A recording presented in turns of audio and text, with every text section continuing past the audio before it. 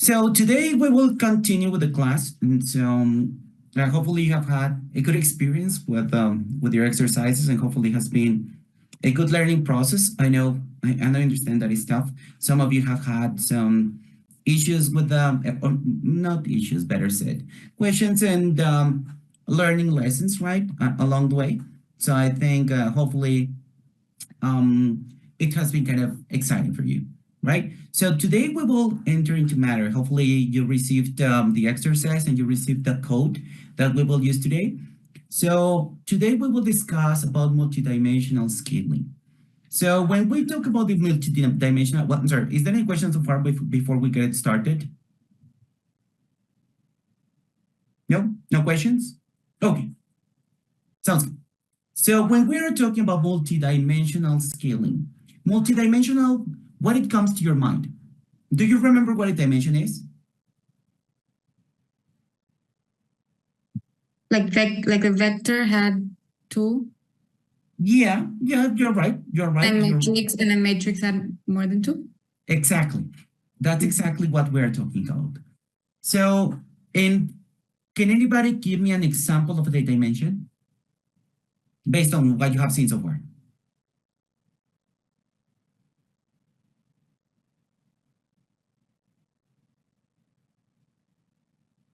No? No thoughts?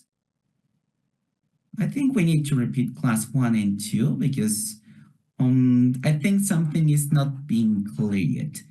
Do you remember that we, go ahead.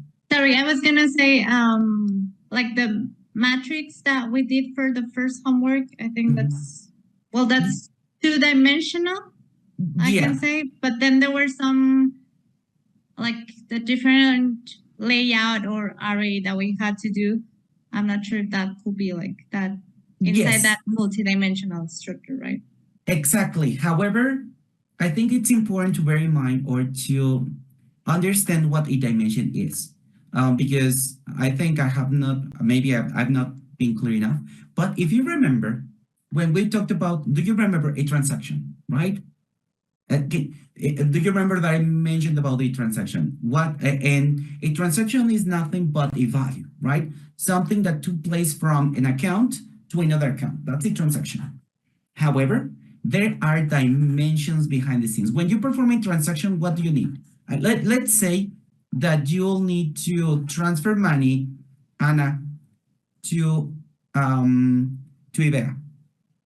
What would you do to do that? What do you need to perform a transaction? A recipient. A recipient, which would be perhaps customer or client, right? What else? What else do you need to perform? You just go to the bank and say, you know what? I just need to transfer $100 to Ibera. Just like that? The el destinatario, like where you're gonna, like the information of where he's gonna go. Yeah, but what's the information? What's the most important value? The account number. There you go. The account. So you have there two dimensions so far. You have the account and you have the person. What else comes into your receipt? Without thinking into the value itself, what else comes into your receipt? It gives you other information. What else? It will be something like the origin account, the destination account, a timestamp. There you go. Exactly. All those that you're giving me are dimensions. So in order to detect those $100, what do you need? You need all that information they gave me. For instance, if you want to track or trace back, you see in your amount, in your credit card, a value of $100, and you want to trace them back, you go to the bank for a claim, right? But you need to give information about how to trace that transaction and to understand where is the money at, right? That's something that you need to bear in mind, that a dimension is nothing but the categories or the labels that you use to transform a transaction into information, right? Do you remember that we talked about information? In order to translate data into information, you need at least 3 dimensions. Correct? Now, we are up to speed now? Everybody's clear, because this is a key component to understand multidimensional scaling. Crystal clear so far?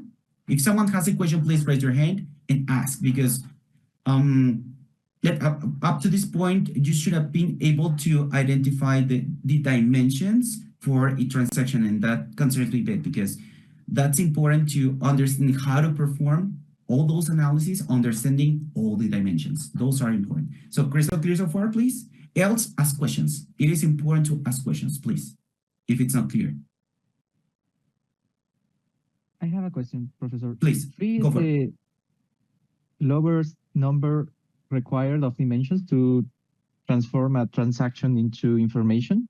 I mean, 2, technically 2. In reality, more than 2. okay. Yep, I mean, with 2, you already have information. For instance, you can have an account and a transaction and a timestamp, right? You always rely on timestamp, because every single transaction, it's important whether it took place prior to the book's closure or after, right? Because for each account, you have certain periods, or for payments, you have periods, right, to accomplish that goal. Let's say usually you have debt for 2 months or for 3 months, depending upon, for instance, when you work with your suppliers or your customers, usually you give them some time to give you the payment back, correct? You have certain, sometimes it's 2 months, sometimes it's a month, sometimes 15 days, sometimes so on, right? That's why you need to bear in mind that it's important to understand that what a dimension is, right? So it's kind of an example. Hopefully with this dimensional stuff, it would be clear for you. So when we are talking about multidimensional, means that it will involve more than one dimension, right? For instance, we discussed about, actually, what if we go into matter? Well, let's focus into a chart, right? Let's imagine that you're here in this chart, right? Can anybody tell me what dimensions you can see here? What dimensions do you see? Population. Date. Sorry. Area. Population and area. There you go. Those are the dimensions that you are using to identify kind of how much people you have per area, right? This one is being used for statistics, let's say INEGI, right? Or I don't know. You can use, actually, you need to use this statistics about population in order, for instance, to understand your market segment. Because most of the time when you are performing market segmenting, you need to understand the different dimensions, right? Any one of you work with market segment? No, you never perform market segments at all? Ivera, do you? I work a lot with the team that does them. Okay, and what do they give you when you talk about market segments? So for specific products, I mean, it's usually like age but we talk more about like areas when we talk about markets, and the advancements and the deployment plans that the customers have.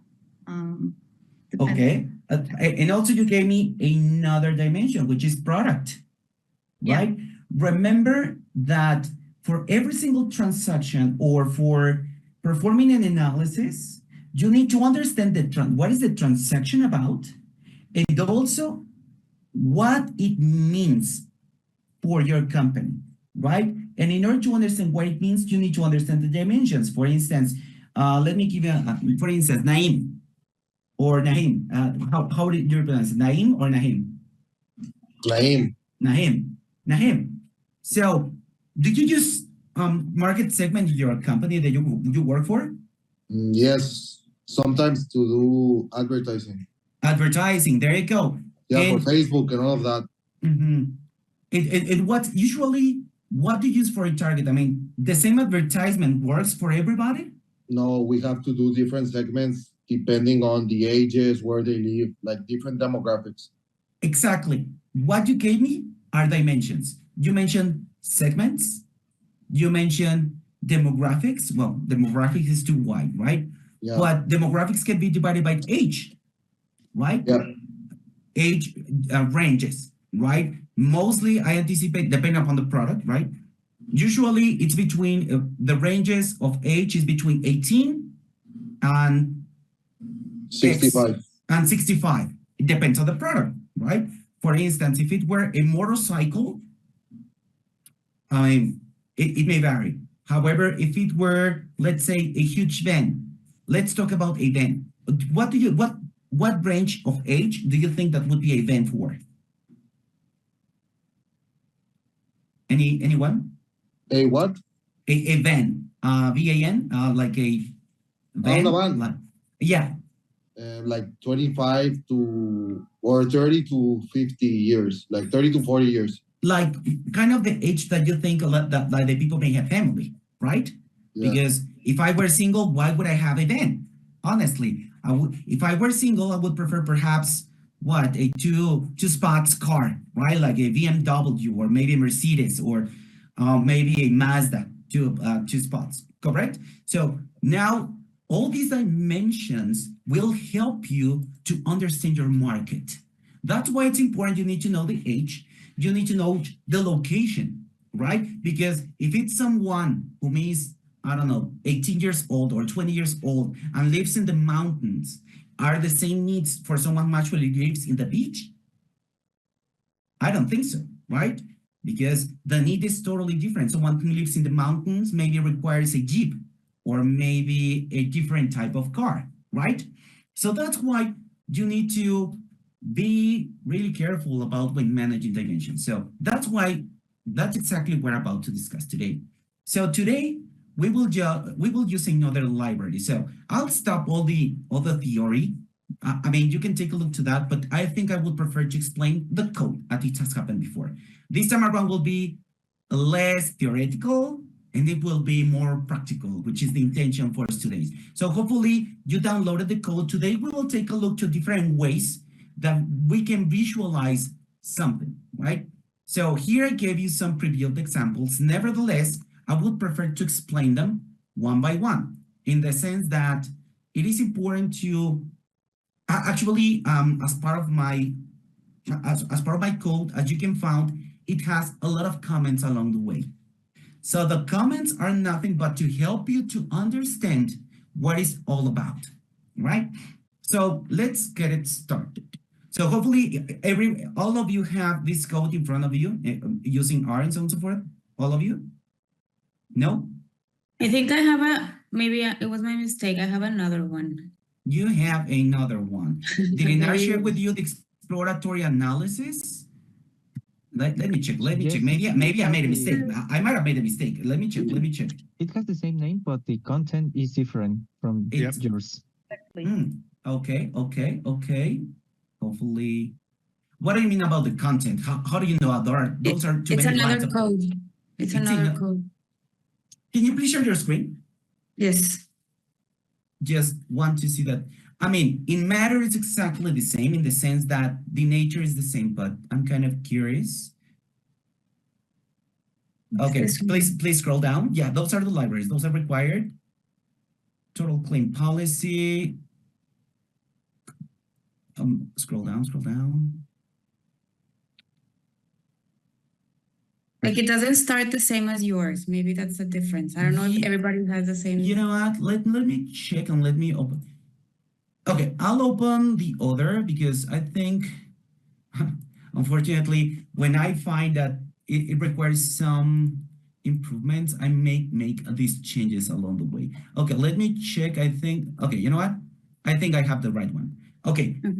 Only the last piece of the other code is important because I included some other stuff, but I'll share it with you. Don't worry about it.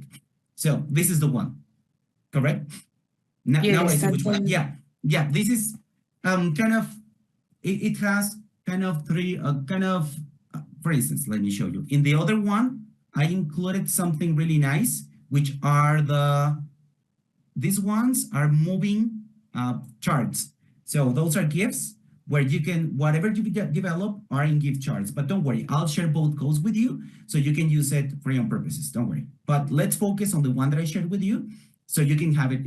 I can explain you along the way, because the important thing is to understand how to build it and afterward, how to use it. Correct?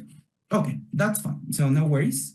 Both of them work, but either way, you have now a huge dictionary or different charts that you can use for your own purposes. So use them along the way. So those will help you to create your own analysis. So actually, let me explain something first. Okay. Let me go here. So the first thing is that you need to make sure that you have installed some libraries. The first one is library. In order to invoke a library, you have two options, right? If you know that you already have the library, let me start from installing the library. If you remember, you use the word install .packages, open parentheses, and you use the name of the package, right? This time around, we will use deploy R, which is dplyr, right? It's the first package that we will use. You may have it already installed. Just want to remind you about how to do it, right? Because some of you faced some issues that some of the commands did not work. You need to make sure that all the libraries are installed. So in order to proceed with this particular analysis, let's use the first library, which is it's dplyr, right? And invoke it in order to make sure that we will have all the functionality for reading files, for creating variables, for visualize the variables, and so on and so forth. Deploy R is kind of the basics libraries that you will use for visualize whatever R is trying to plot, right? The second library that we will need is the ggplot. So that one, you may not have it installed. So let's install it. It's install packages. This one is called ggplot2. Just let me see whether it's two double quote or single quotes. Actually, both works. Both works. Yeah, now it seems to be installing. There you go. So it's ggplot. You can use either double quotes or single quotes. Some libraries may work with single quotes, some others without quotes, and some others with double quotes. It depends on how it was developed. But usually, most of the time, double quotes would work. Okay. Now that you have installed ggplot, have you all of you installed ggplot? Actually, let's try with double quotes to see it must work as well. Yeah, actually, double quotes may work better. So use double quotes, please, and install ggplot. Why is ggplot important? Well, ggplot, which is, if you remember, a library is nothing but a place where all the pre-built objects are there that you can invoke and use, correct? If you don't have access to the library, you will not be able to extract the object and use it, right? So this time around, we will use ggplot, which actually contains all the visuals and all the logic behind the scenes to build the visualizations that are required to plot your data. So if you remember, have I told you that an image says more than 1,000 words? So that is a fact. Why? Because a chart will tell more about something than a table, right? A table, to be honest with you, most of the time is difficult to follow. It's difficult to follow in the sense that, I mean, all of you are familiarized using Excel, right? All of you are familiarized using the columns and the rows and so on and so forth. But in reality, you need to do a lot of stuff in order to digest that information. You need to filter, you need to create pivot tables, drag and drop different dimensions. Usually, how do you call them? When you're creating a pivot table, how do you call them? When you build it. You need to drag what? You only say data, or how? Please tell me what would be the jargon that you use for building a pivot table.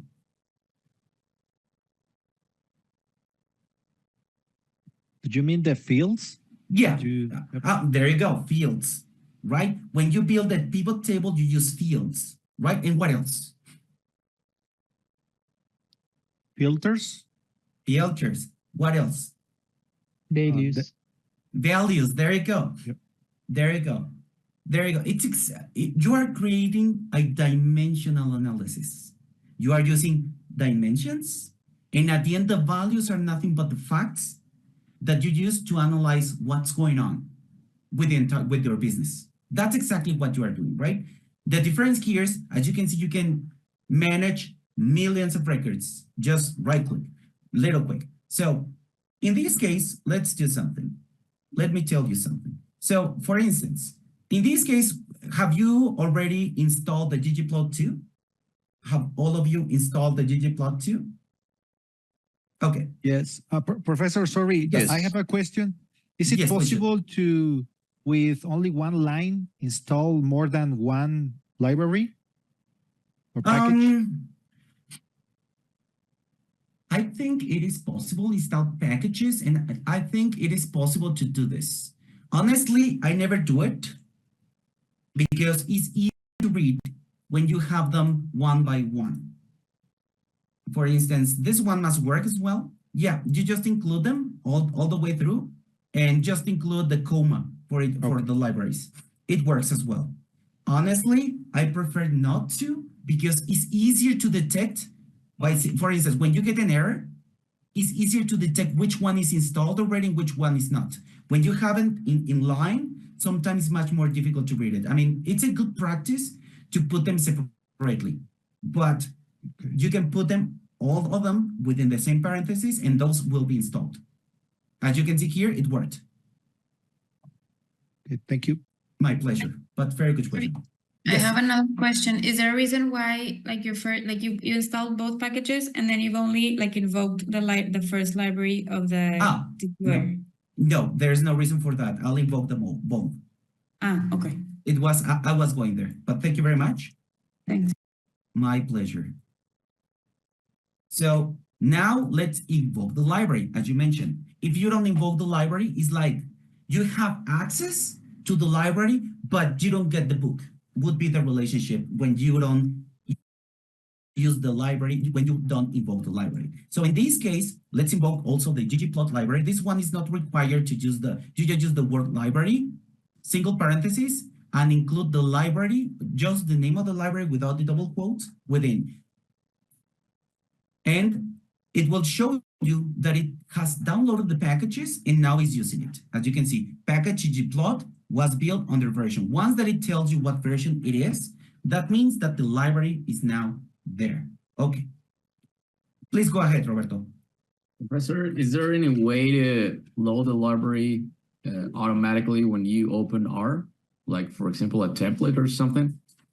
So we can stop loading one by one each time we open the file. No. No, I mean, once that you install them into your environment, it's not required to install them anymore. But do you mean invoking the library like this one? No, Yes, it's mandatory to do it each time.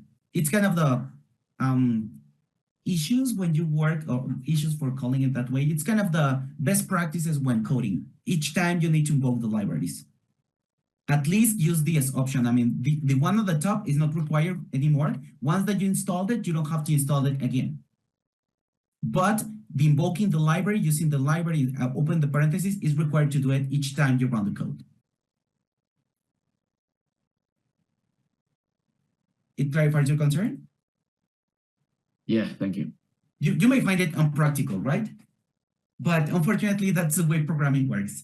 And well, maybe we can actually, there's a possibility to create a script where actually when you open it, but it requires some coding. But yeah, it can be done. It can be done, but requires some scripting before doing it. Thank you. Okay, my pleasure. So now we will invoke the insurance data. So the insurance data, as we used before, well, pretty much we'll have everything that we require, right? All the data that we require for our analysis. So do you remember how to take a look to this variable that I invoked with insurance data? Do you remember what command to use or what method? View or print. View or print. There you go. View. Beautiful. Thank you very much. So let's take a look about what information is here. You are familiarized with this information, so it's nothing new for you. It's nothing new for you. So here we have, well, we have the customer, we have the state, customer lifetime value, response, coverage, and so on and so forth. This is our data. So far, I mean, we can say that we have information, of course, right? Why? Because what dimensions you can see there? What dimensions?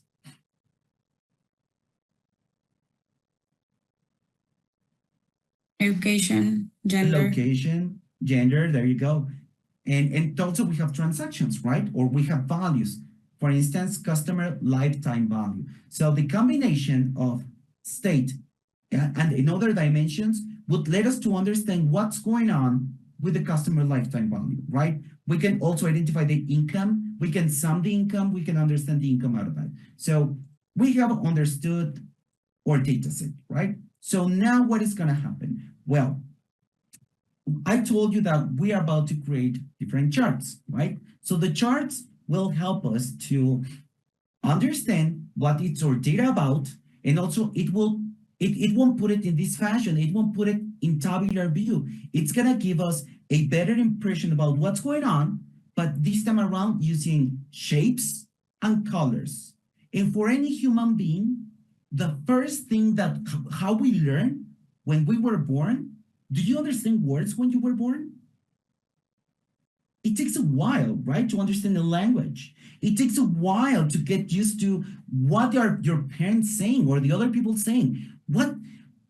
How do you think that a little kid learns when they don't speak the language? Seeing. Exactly. And what does the kid sees? What does the kid see?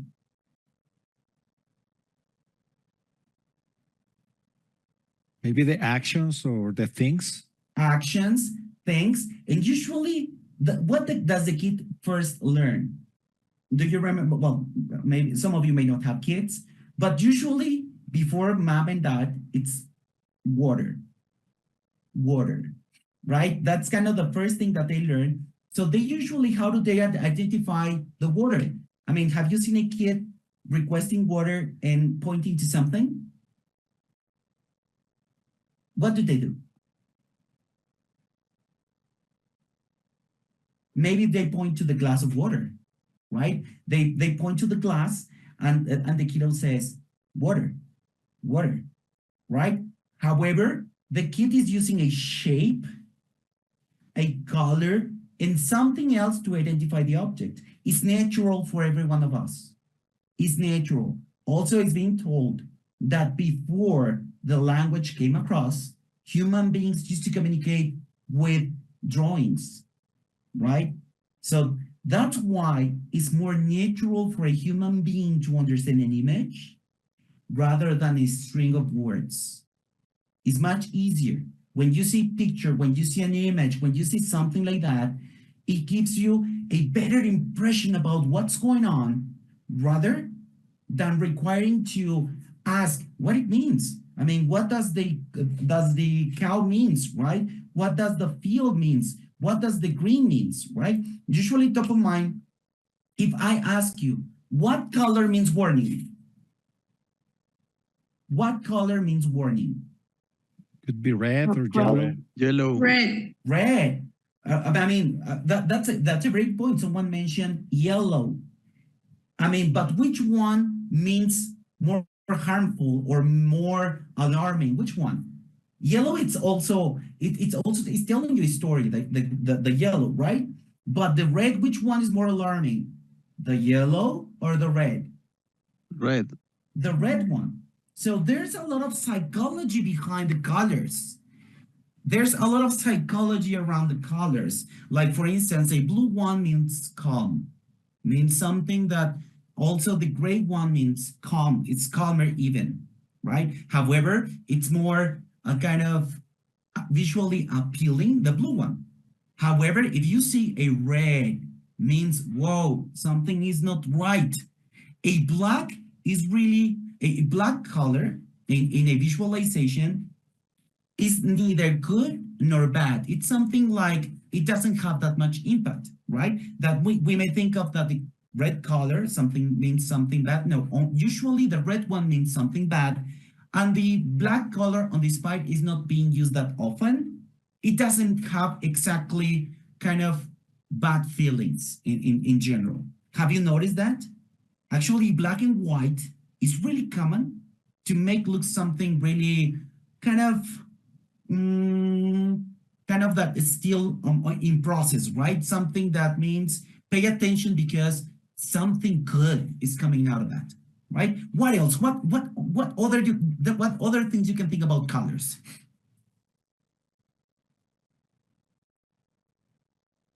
No?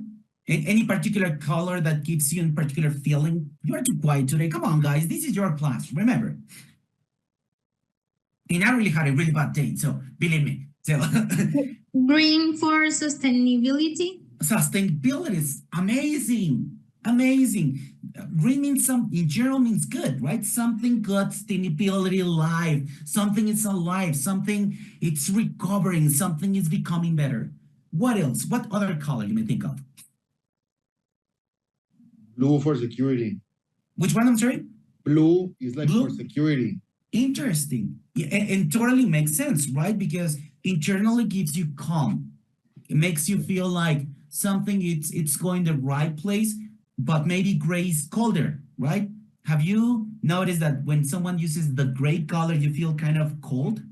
I mean, does it give you that impression? Or maybe you're saying, for instance, I like gray. Perhaps it's one of my favorite colors for wearing. Nevertheless, many people may say, okay, it's kind of boring.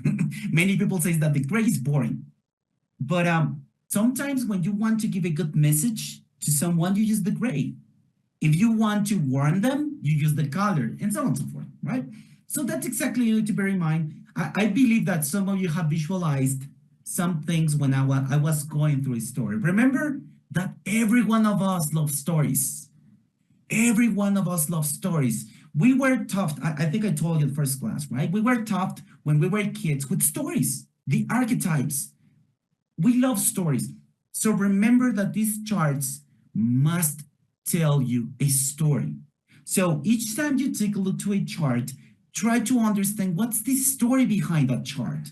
Why is that trying to tell me? Are those good news? Is that a good ending? Is that a good turnaround? I mean, because usually the story, what it has a character, it has a hero, it has a person who actually is taking actions, right? And it's expected something at the end. It must have a lesson learned. It must have highlights, right? It must have a conclusion about out of that. So those visuals must be exactly the same, must tell you a story.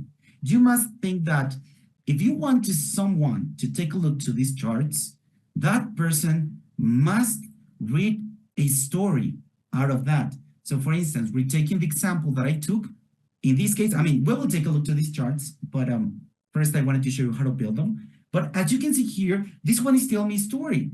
A histogram is nothing but a stock information, right? That based on colors is giving me certain behavior, and based on size is giving me another behavior, right? The size as bigger, usually I expect something to be good. Nevertheless, it can be also something bad, right? It depends upon what story you want to tell. So let's return back to the code to take a look to other visuals. So in order to start building your visuals, you need to use the method ggplot. The ggplot is nothing but the way that you are telling the code what are you planning to do. So for instance, once that you have built the code and you position your cursor over between the parentheses, it gives you some information, right? It gave you, for instance, well, it disappeared, but it gave me, let me do it again. Automatically, actually it's Control I believe. Oh, there you go. It's telling me data, mapping, aesthetics. Where the data is nothing but the values that we are bringing over. For the mapping, it means what shapes, what colors it will use. That's why it comes with AES. AES stands for aesthetics, which means what aesthetics capabilities or skills you're gonna give to whatever you are visualizing. Afterward, you can specify other patterns, but let's focus first on the data and the mapping, specifically aesthetics, okay? So let's get it started. So once that we have the ggplot, do you remember that we need to import our data, right? In this case, I create a variable called insurance data. So I'll put it into this particular, into the ggplot, and I'll use a comma. If you remember, each time we include a parameter for our methods, first, I need to include the first parameter that in this case is data, and the data is nothing but the insurance data that I have declared above, right? Which relates to the insurance transactions that have taken place for my company. So the ggplot is the method. Afterward, I have invoked the data. And afterward, I need to include the aesthetics. So let's use AE alpha echo Sierra, alpha echo Sierra, and I'll open another parenthesis, right? So what am I doing here? Okay, I'm telling the code, please use this library, right? This library will have visualizations, colors, shapes, and so on and so forth, but it's unorganized, right? How is that gonna be organized? Okay, I'm letting the method to import data. So I'm letting it know, okay, this data, which is insurance data, is the one that we will reshape. It's that the one that we are gonna present. Is the data that we are gonna show in a different fashion. How are we gonna do it? Guess what? We will use aesthetics. The aesthetics is nothing but colors, shapes, and things that we will use in order to present it in a good manner, right? So good so far? Okay, beautiful, beautiful. Afterward, we need to specify what specifically, now we are in general. If you can see, we go from general to specific. From general, we say we're gonna create a plot, more specific, using this data, and afterward, I'm letting it know that we are gonna reshape it or giving colors and shapes. But now guess what? We need to specify what columns are we planning to use. So in this case, well, I'll copy and paste for saving some time. So first time, the first one I'll use is the customer lifetime value. If you remember, customer lifetime value, what kind of dimension is it? What kind of dimension is, or what kind of value is it? Is it a value or a dimension? Is it a value? It's a value, it's a fact, right? Exactly, it's a fact. Okay, first we're invoking a fact, but remember, we are planning to showcase more than one fact and more than one dimension each one of the visuals. So, and also, for creating a vector, we need two values, right? Which ones? It's a combination of two values. Which ones? X and Y. X and Y. There you go. So far we have created a single dot. That's it. But we need more dots, right? Or different positional values. What it means, we also need the Y. So we have the X here. What we are doing, so let me put it here into my fabulous paintbrush skills. I think I need to improve my skills and use a different software. I think Paint is outdated, but anyways, it works.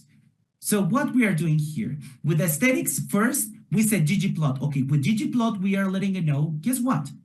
You are gonna use a Cartesian square, or we are gonna use the Cartesian in order to point or to show the dots about our data. Afterward, we are letting it know, guess what? Use insurance data. Ah, okay, now I know we are gonna use insurance data. Now, what we're gonna use, the X. Okay, if you remember, we have, I'm sorry, it's the other way around. Here's X, here we have X, and we have Y. Do you remember that? In what we are doing, so for the chart, we are saying first, we will use customer lifetime value. So it can have any value. Let's say that this time around, it has a 2, right? It has a 2. So let's say customer lifetime value is a 2. However, so far it is telling us something. What do you think? To what, right?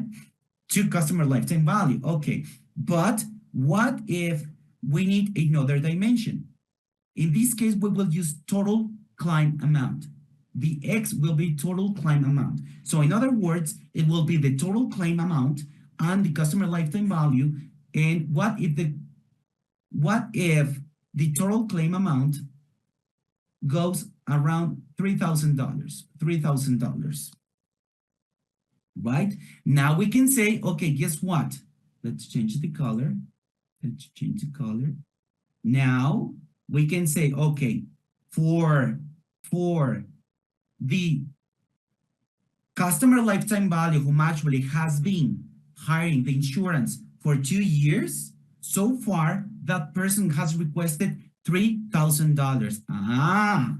It started making sense to me, right? We are talking about how much money a person has invested into our company for insurance for that particular period. I am understanding the dimensions and I am understanding what's the impact in my business, right? Okay, that's exactly what we are doing here. So in this case, I'm going to include the Y, which is the total claim amount, right? Total claim amount. And now I'm saying, okay, guess what? I want these charts to be plotted. What if we do that? Let's take a look to see what it has. Guess what? It is showing now, as you can see, it is showing me, guess what? I'm gonna use the insurance data. However, let me tell you something. Why do you think that it's not plotting anything yet? Why do you think it's not plotting anything yet? Have I specified the limits or the thresholds? I have not, right? That's the reason why, because it is trying to ask me, okay, I know that you're going to use total claim amount. Okay, total claim amount for the Y, right? And you will use customer lifetime value for the X. Here we go. Can you see the relationship about what we're doing? Crystal clear? It is only creating the shape of the data. It's taking the maximum value to create the maximum size of the chart for the total claim amount. And for the customer lifetime value, is taking the maximum value, which is around $900,000. I'm sorry, $90,000, and it's creating only the value. I mean, the code itself, based on the code. I'm sorry, based on the data. Now the interface knows what are the limits. What it means, the transactions won't go above and beyond the maximum value of my entire claim amount or my entire customer lifetime value. So good so far? It's nothing but the canvas, right? The canvas where the data is going to be plotted.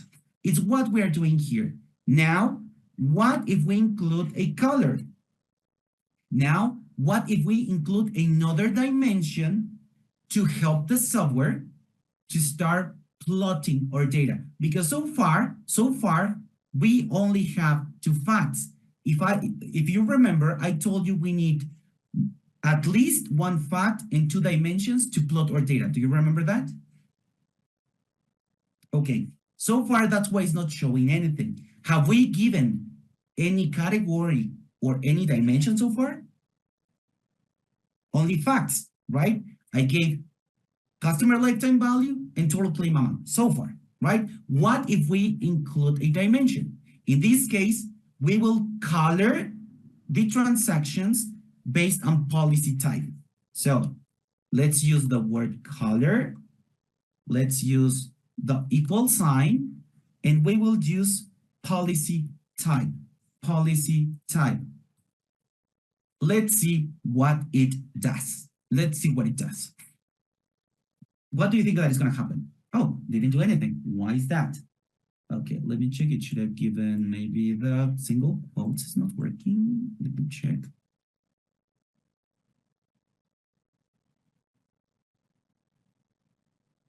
Okay. Guess what? It is saying, okay, but you only have 1 dimension. You only have 1 dimension. And also, I don't know where to put it. you need to translate it into something called geometrical point, right? So in other words, you need to include, because so far I haven't explained the code. I haven't explained the code that it's a positional value. It's a positional value. So in order to give, this is only for creating the canvas. This is for creating the canvas. Yet we need to include other elements in order to make it look to something. So this time around, let's use geometrical point. The geometrical point, what it's gonna do, it's gonna invoke, okay, let's wait for this to appear. There you go. I gave the instruction that for every value that you find, you'll put into the canvas. It finds the limits. Afterward, what it does, this is a placeholder. What is gonna happen? It will create a table. Exactly, it's gonna create a table. So let me open an Excel.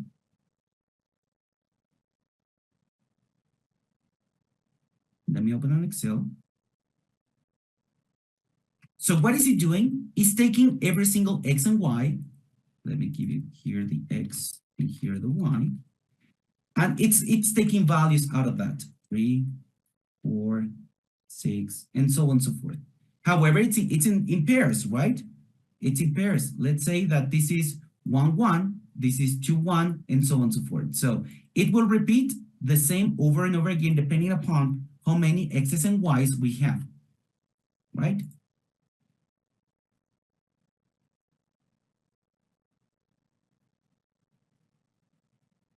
Okay, this is an error, which is 0. And so on and so forth, right? This is only an example. And what is it doing? It only creates the placeholder for that particular instruction, right? Until here, because we are saying, take the X and take the Y to plot the information out of this data set. Afterward, you'll color it based on policy type. What's the policy type? We have 3 types: corporate auto, personal auto, and special auto. That means that each time that category appears, we'll color the shape based on that. Crystal clear?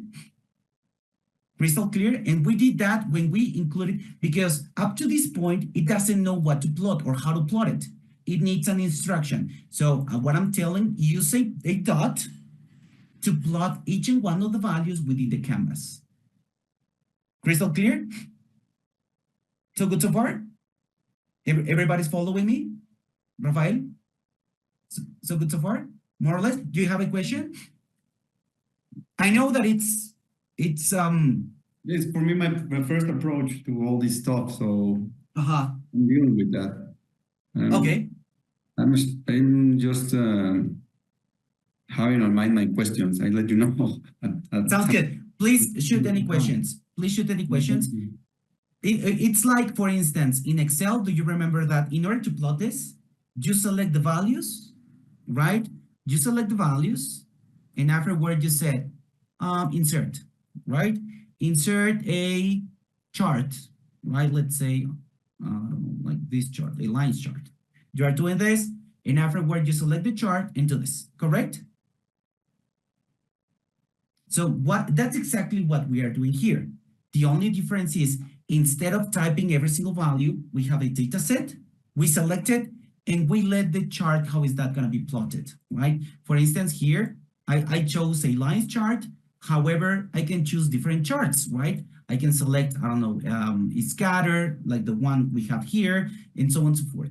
However, imagine how difficult would it be to create a chart like this one with so many values using Excel, right? And how long it would take. So the idea here is that you can use these advanced skills in order to create better charts in seconds. So once that you familiarize, because at the end of the day, if you import a new data set, the only thing that you need to change are these dimensions. That's it. And you can keep on plotting over and over again. Go for it, Brenda.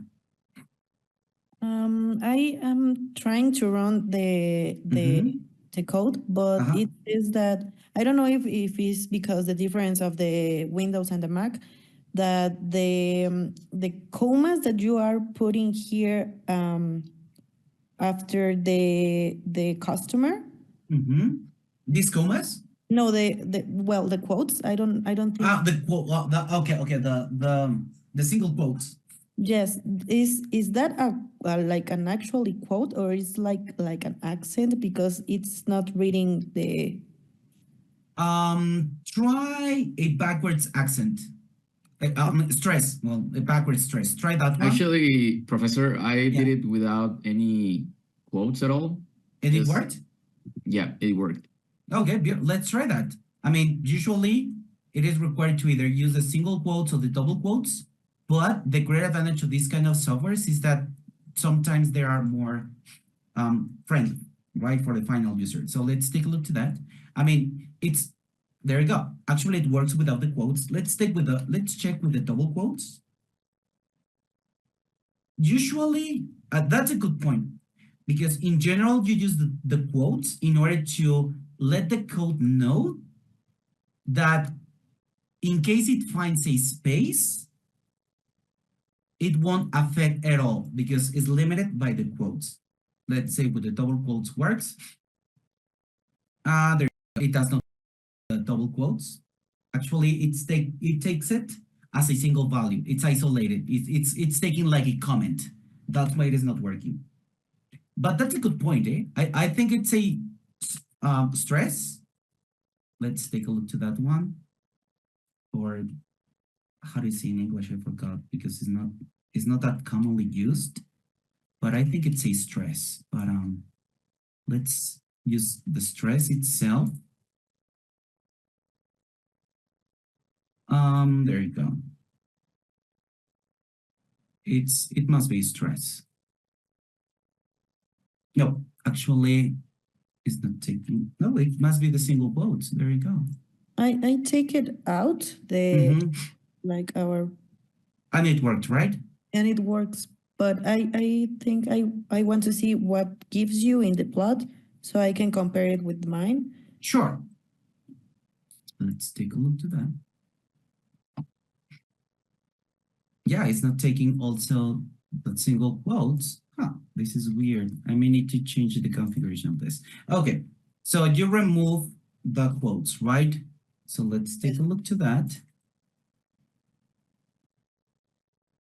And usually it must be a scatter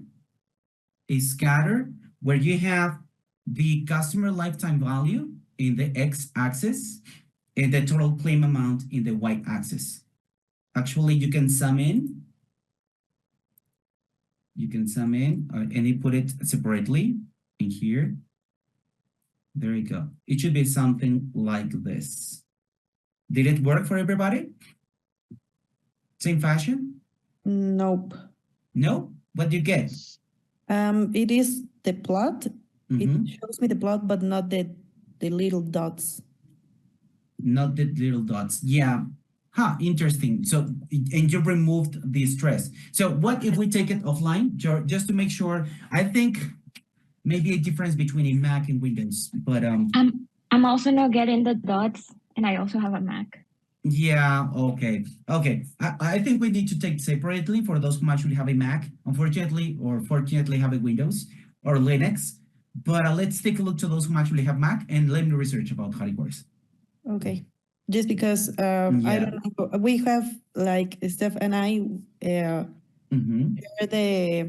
the Mac, so maybe some things are like little different.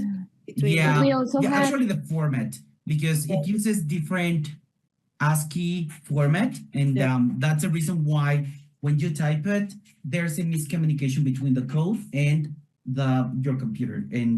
But let me find out how to figure it out in Mac. To be honest with you, I don't develop in Mac. It's too fancy for me. So usually I develop in Linux or Unix. So I'm sorry about that. But yeah, let's find out. Let's find out. Thank you. Maybe I can create a virtual machine for you. And if you're so that you can import your virtual machine and you can use it there. I think that I can make it work.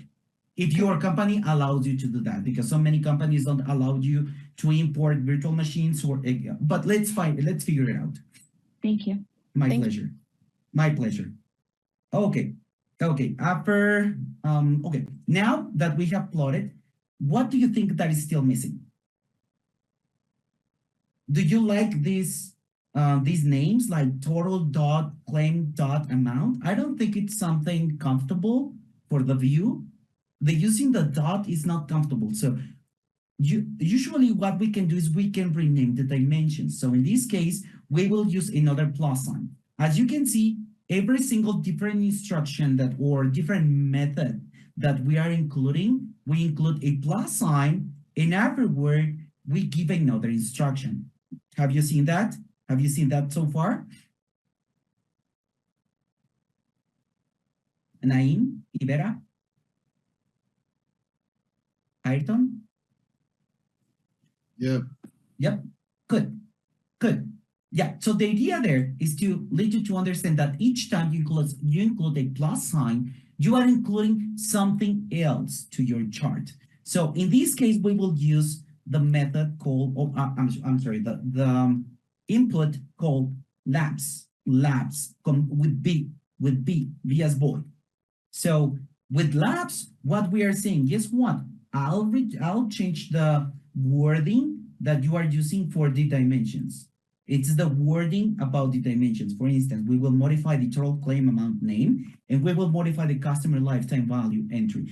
It's not exactly necessary to change it.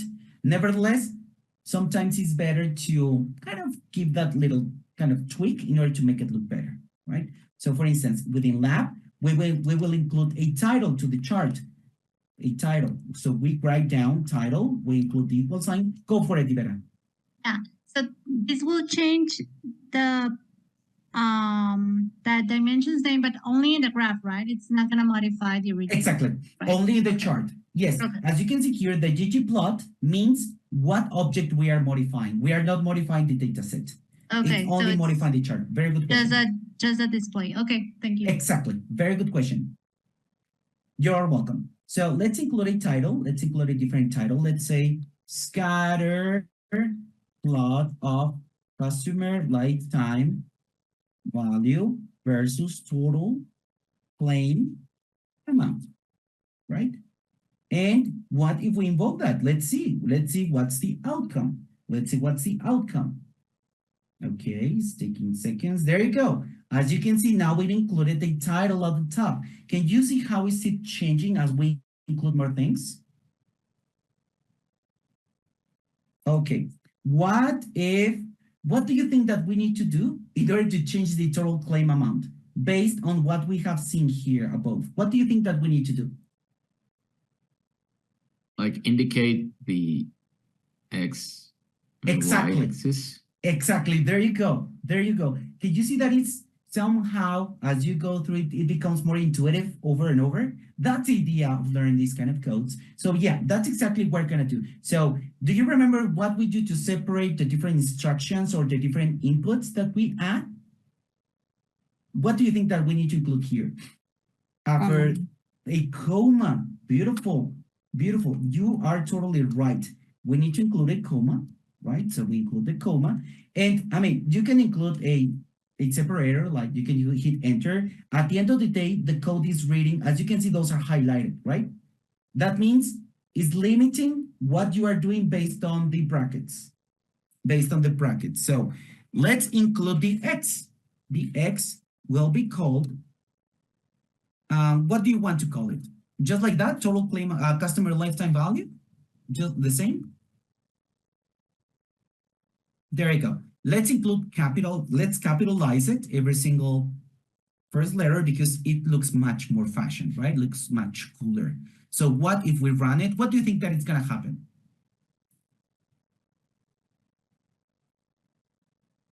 What do you think that is gonna happen? The name on that axis. On the bottom, there you go. Can you see? It disappeared. What if we change to something else? Do you want to change to something else? Just to see how it looks? CLB maybe? Come on, guys. Come on, you're too quiet today. There you go. Now we change the name to CLB. Let's see how it looks. As you can see, it changed depending upon what title we give to the axis, right? To the x-axis. There you go. So what do you think that is still remaining? The y-axis? the y-axis. There you go. So we do the same thing, equal, double quotes, and we will call it total claim amount, or total claim can be called also total claim. Why not? Well, maybe amount, right? Because it can be a count of claims also. So what do you think that is going to happen? Okay, well, you already know it. It's going to change the name for the y-axis, right? For the x-axis, I'm sorry. So now we can, y-axis, I'm sorry, to the y-axis. So now we can see total claim amount without the dots in the middle, right? So as you can see, as more things we include, as the better it looks actually. So what if we want to change the scale? Because if you can see here, sometimes it may be aesthetics, right? When you see the 0 here and the 0 here and the space at the bottom and the space above and so on and so forth. So in that case, we will use something called, scale. Well, in this case, let me copy it over. It's gonna be too wide. So that's why I'm gonna copy it. So what we're doing here, let's include the scale. So that is gonna take, we include another plus sign and let it know, we will change the scale to make it continuous. Continuous means that it's something that it's summing over and over again, but there are units that are gonna be taken as part of that. So we are taking the unit, the scale, it's continuous. The units, we are gonna use dollar formats, and we're specifying that the labels is gonna be dollars.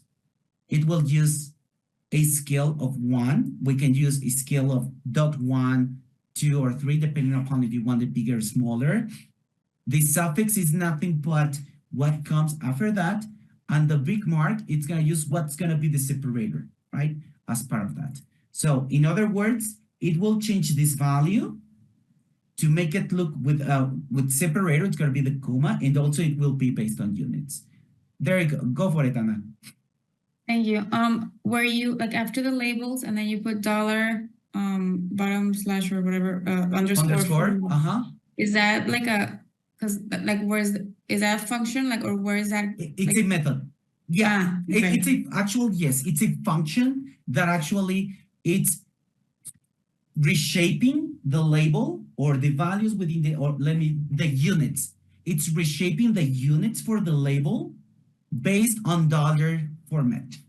Okay, because that's what we want. But if we wanted something else, not dollars, like it would be a different one. Exactly. Actually, you'll have the opportunity today to take a look at some of those. Actually, we will do it all together to take a look to different labels that we can use. Most of them are going to be dollars, to be honest with you, because most of the time, only when we are counting a specific value that we will take a look later on, we will use only the theme minimal without using the dollar format.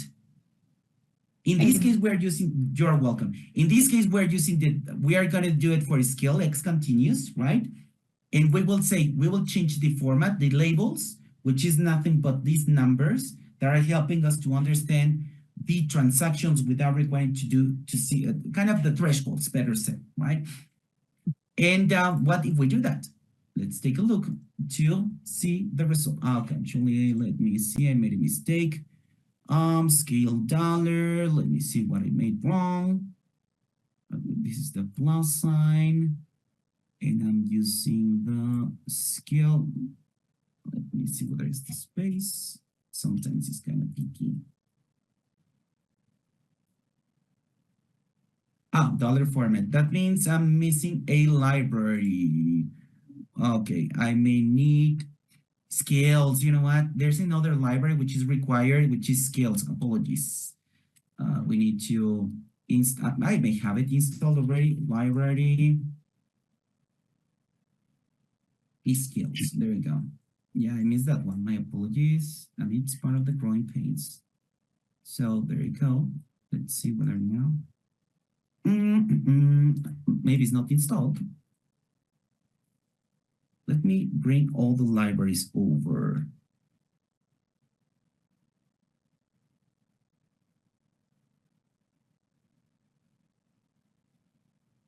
There we go. Let's take a look now. There you go. Yeah, we need the library date and we need scales in order to show those transactions. Now, let's take a look to the results. So as you can see now, can you see the change of the chart? Actually, we can take a look to the other. There you go. Let's take a look to the change, right? Let's take a look to the labels. The labels here is 3,000, just without commas, without nothing. And after we apply the format change, let's take a look about what we have. There you go. Can you see now that it has the dollar sign, which is dollar format? This is exactly the dollar format what it does. And afterward, it included the comma, which is the big mark. Here we go, is the comma. And afterward, we didn't include any suffix. Let's think, there we need to give you the list of suffixes, but you can include any suffix that you may think of. And that's pretty much it. So which chart looks better? The previous one or this one? Which one is more appealing? This one. This one, right? So that's why it's important to include all these values, all these, let's say, skills or characteristics to your chart in order to make it look better and show your data in a more fashionable manner, something understandable, something easier to digest, and something to show the data. So which one looks better now? This one or this one? Which one you can digest easier? Which one you can take decisions over faster? The plot. The plot. The plot. There you go, right? For instance, what can I pick someone and can ask a couple of questions? Do you agree, or do you want to be volunteer? Okay, I'll pick someone. Guillermo. Guillermo, what can you tell me about this chart? Sorry, Professor, we're about two Guillermos in the class. Guillermo Wild. I'm sorry. My apologies. Guillermo Wild.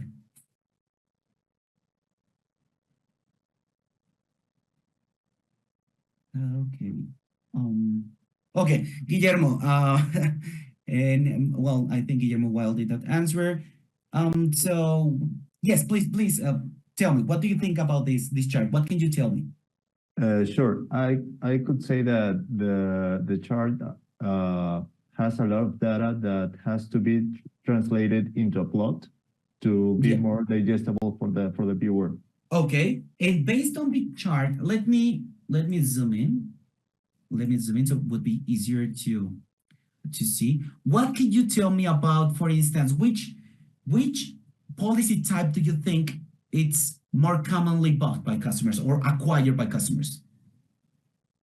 The personal auto. There you go, personal auto. Which one do you think would be second place? Second place, I could say corporate auto. Beautiful. And third place, well, there's nothing else, right? But special auto. So, and which one can you tell me that actually has the highest customer? Let me ask someone else. Anna, which one do you think that would have the highest customer lifetime value? Sorry, I was figuring out an error. No worries. Do you still see the error? Red one, the corporate error. I mean the corporate auto. The or no?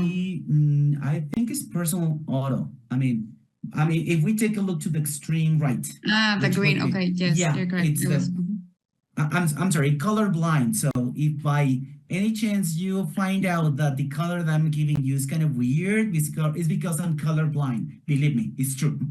My wife struggles a lot with that.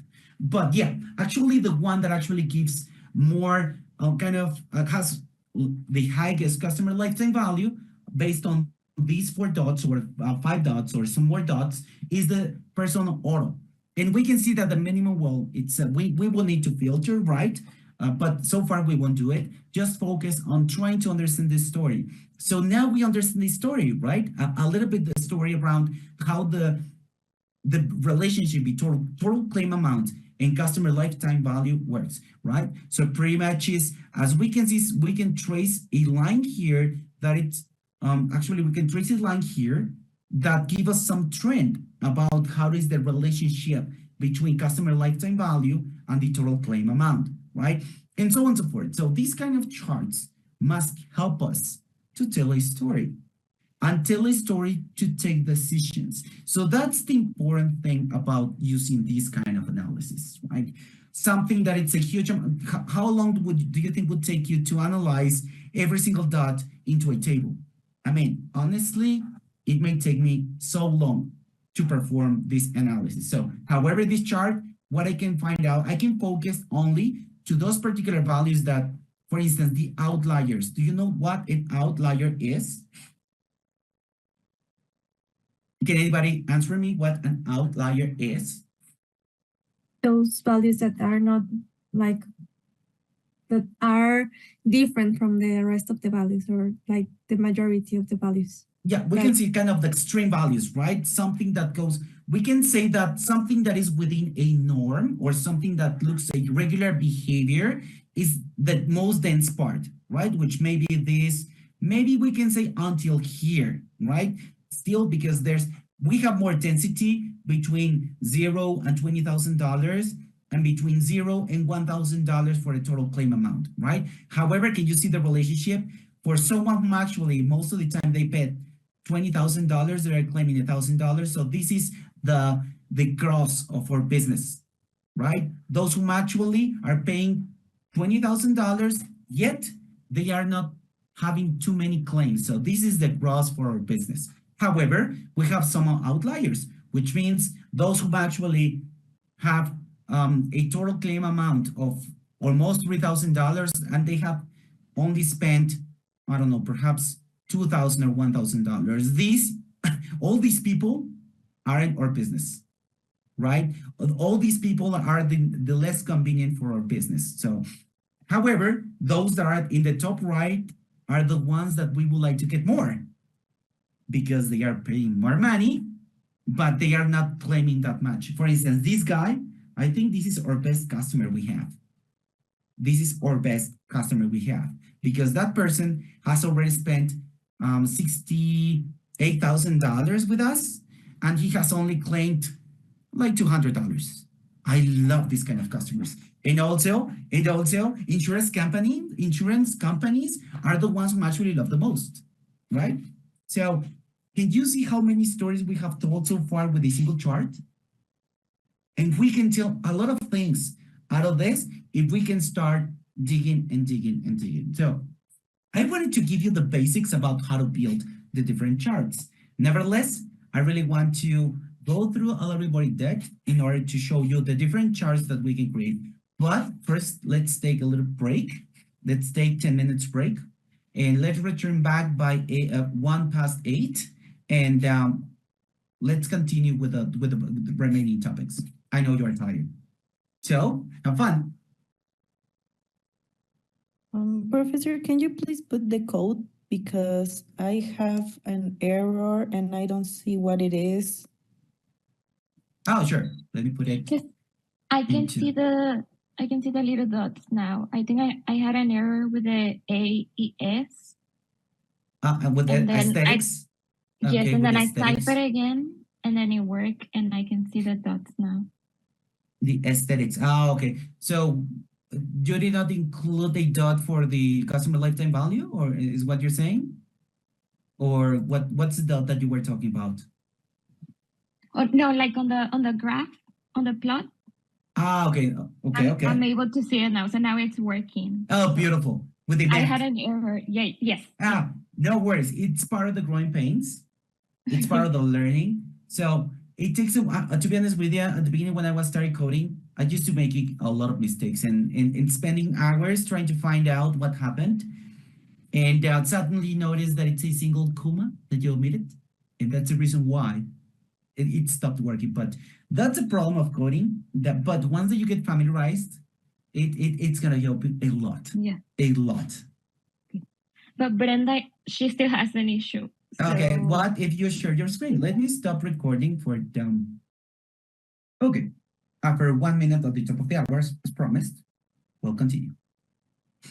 So, I would like to hear from you. How have you found this chart or this methodology or this, let's say, application of R for data analysis? I would like to hear from you. I think useful. Sorry, I think useful. But like super specific with like all the different dimensions or like categories that we need to add. So like delicate in order for it to work. Because like for me, it had like I found several errors, but it was because I tried to do them all at once.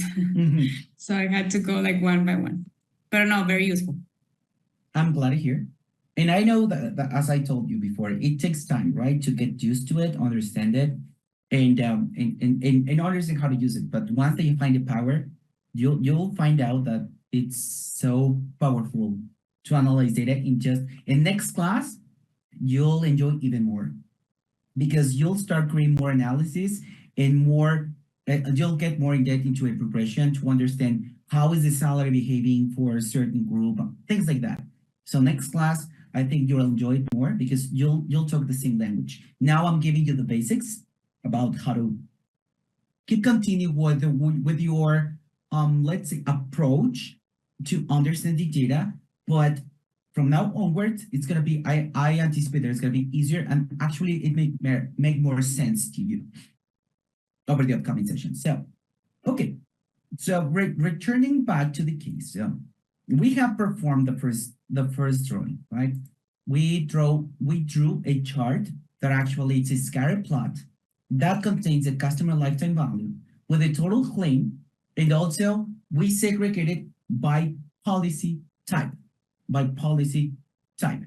So actually, for the upcoming ones, I won't do it one by one because as you saw, I'll explain them better said rather than retyping it. So here I included a little change. If you remember, in the previous one, we included geometrical point. The geometrical point is nothing but the dot that you can see here. Do you remember that when we ran all the way through here, it created only the canvas, but didn't include any dot? Do you remember that? So what it means when we include the geometrical point, we can specify how big or how small it can be, right? So what if we do that with other chart? So this time around, the most basic chart that we usually create is the scatter, unless we specify that it must be a different chart. The most basic one is the scatter, right? So for instance, in here we are creating a histogram where actually, if you can see, the first part, it's exactly the same. The only difference is that we are including geometrical bar rather than geometrical point. Can you see the difference? Is where actually we are seeing the chart. Guess what? In the canvas, you will include either a geometrical point or a geometrical bar.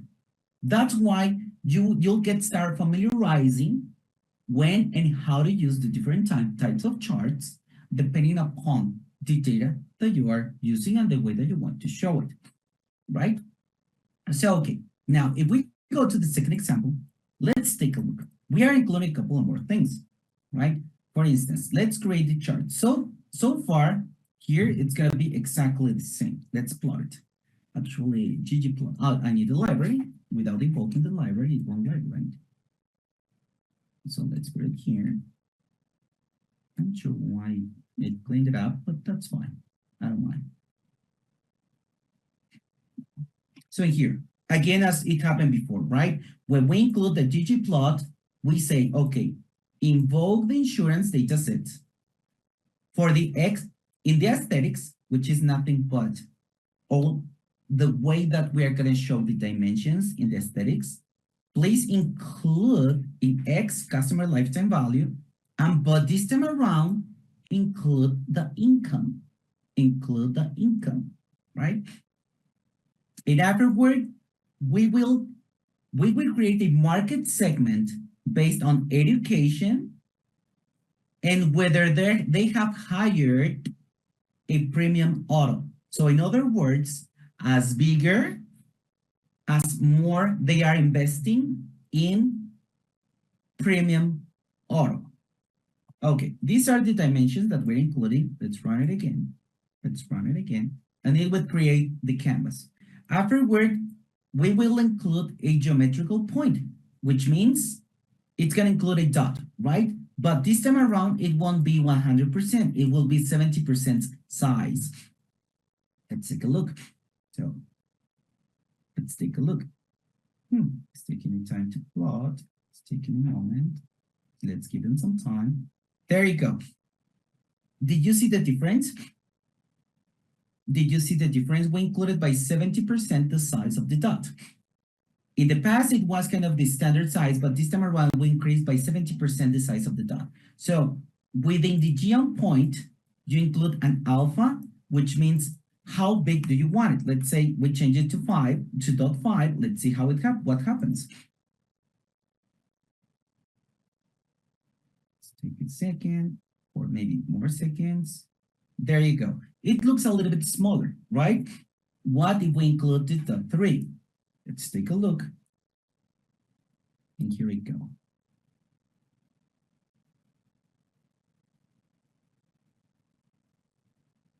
So as you can see, it is changing the size depending upon what you include within the alpha, right?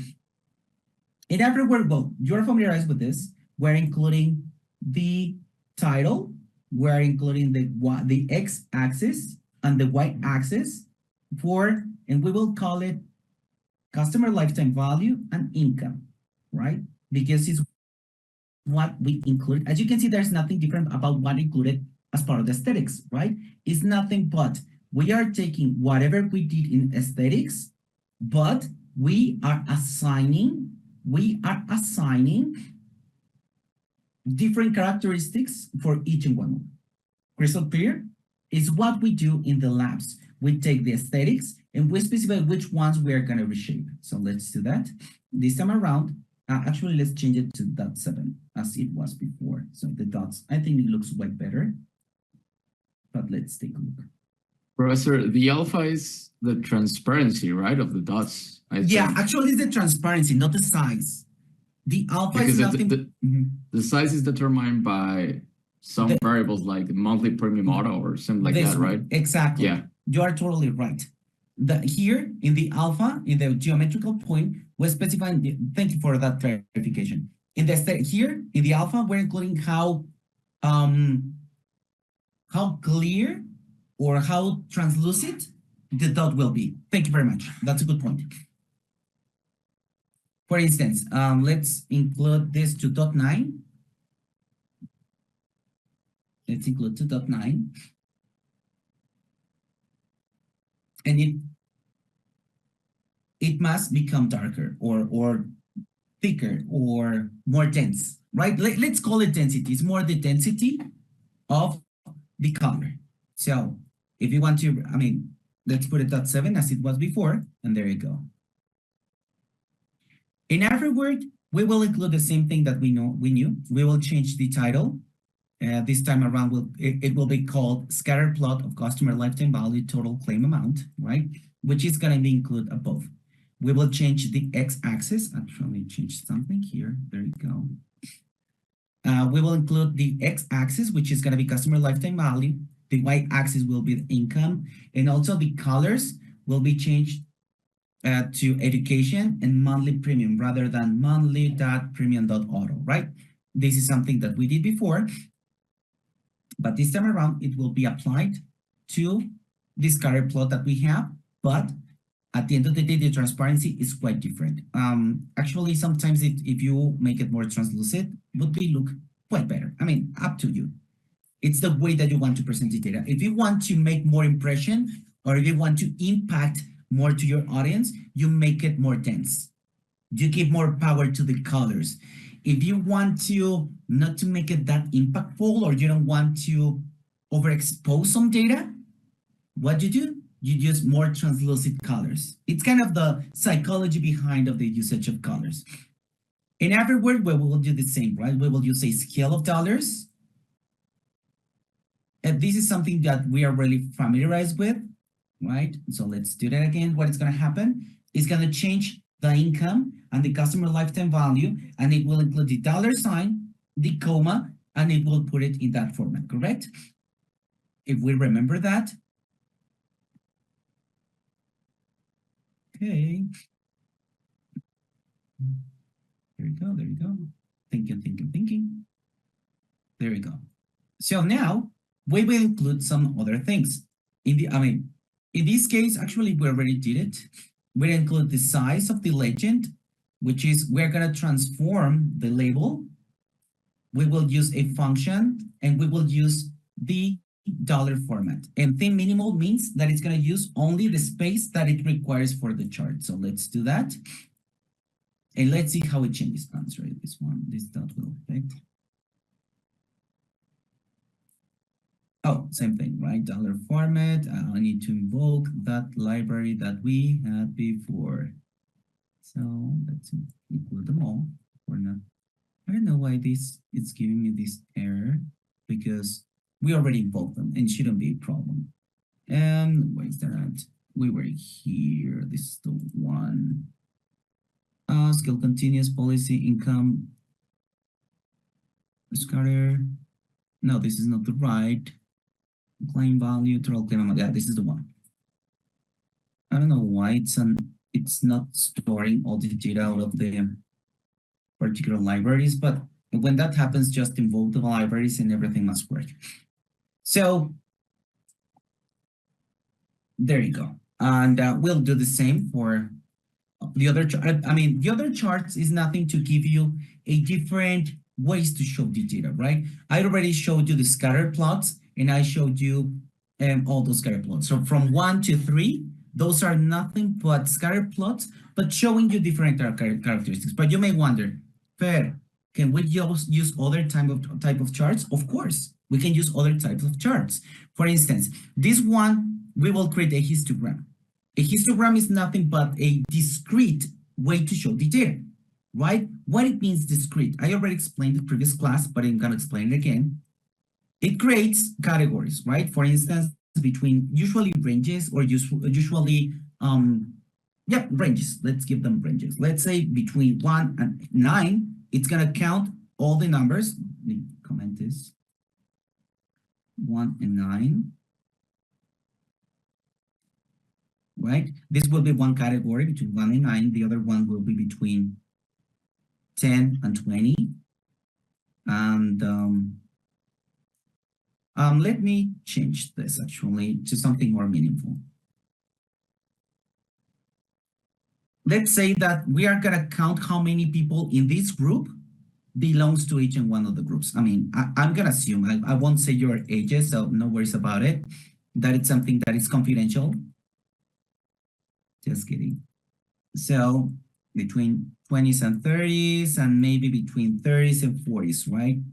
So let's say that in this group, we are 21 people.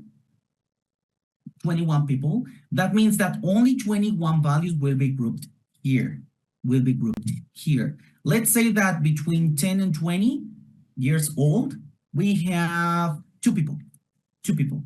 So we will color this only 2 squares, which means 1 and 2 people, right? That's why we call it discrete, because we include the range and we only count how many objects or values or people fall into that category. That's why it's called discrete, because here we create ranges and we count how many of those belong to that category. That is why it's called discrete, right? So same for between 20s and 30s. Between 20s and 30s, the remaining people in this group, right? So let's say, no, I'm just kidding. Let's say that, I don't know, 2, 3, 4, 5, 6, 7, 8, 9, 11, 12, 15 people fall into the category between 20s and 30s, right? So let's do that. And last but not least, only me is in this category between 30s and 40s. And 40s and 50s, so forget about it. So between 30s and 40s, so we said we are 23 people. And so far we have here, we said these are 1, 2, 3, 4, 5, 6, 7, 8, 9, 10, 11, 12, 12. We said 12, and we have 14 people so far, right? So we have 12 people so far, so that means we have 11 people left. So let's imagine that the 11 people remaining is between 30s and 40s. So we are going to include 1, 2, 3, 4, 5, 6, 7, 8, 9, 10, 11. There you go. So what it means here, we have all the statistics about age for our group. We have created the categories and the histogram out of that. Crystal clear how it works? I mean, you have used it a lot of times, just wanted to clarify how it works. That's exactly what we will do here. This time around, we will use, I mean, it's same instruction. As you can see, same method, ggplot, same method, right? Afterward, same data set. We are including the same data set. Afterward, we're including a function, which is aesthetics. And we are specifying that this time around, we will use as an X. Do you remember what we had before? We had a value. Do you remember? This time around, state, what is state? It's a dimension or is it fact? It's a dimension or is it fact? State. It's a dimension. It's a dimension. Why? Because it's a label. Am I specifying which state so far? No. Or how many states? No. I only saying state. That's it. That means that we are counting people for depending upon what state we are talking about, right? That's why this is a category or label. Though both names are accurate. Afterward, we will use the policy type. In other words, we will color depending upon how many policy types it finds, it will color it based on policy type. So in other words, it will be, we have 2 dimensions so far, right? We have the policy type. Let's say this time around, it will be, we said that we have 3 policy types: corporate auto, personal auto, and special auto, right? So those are in other categories. So it will color based on those, right? So it says fill. So you'll count how many policy types and you'll fill in based on that information. And afterward, it will use the dodge position, which is the standard one. So let's run this. Geometrical bars. Remember that so far, it will show you exactly what I told you, right? It will use the position dodge. It is taking the policy type. If you remember, it's gonna color it based on the different policy types, right? So as per not having different policy types, we have not included it. We only have one color, correct? That's why we have a single color, because we only have the general policy types. Go for it, Anna. I missed what you said regarding the position. So dodge, like, is that like no, what is it? It's kind of those are internal names that or categories, or let's say instructions that the code had by its own. You'll get familiarized to those.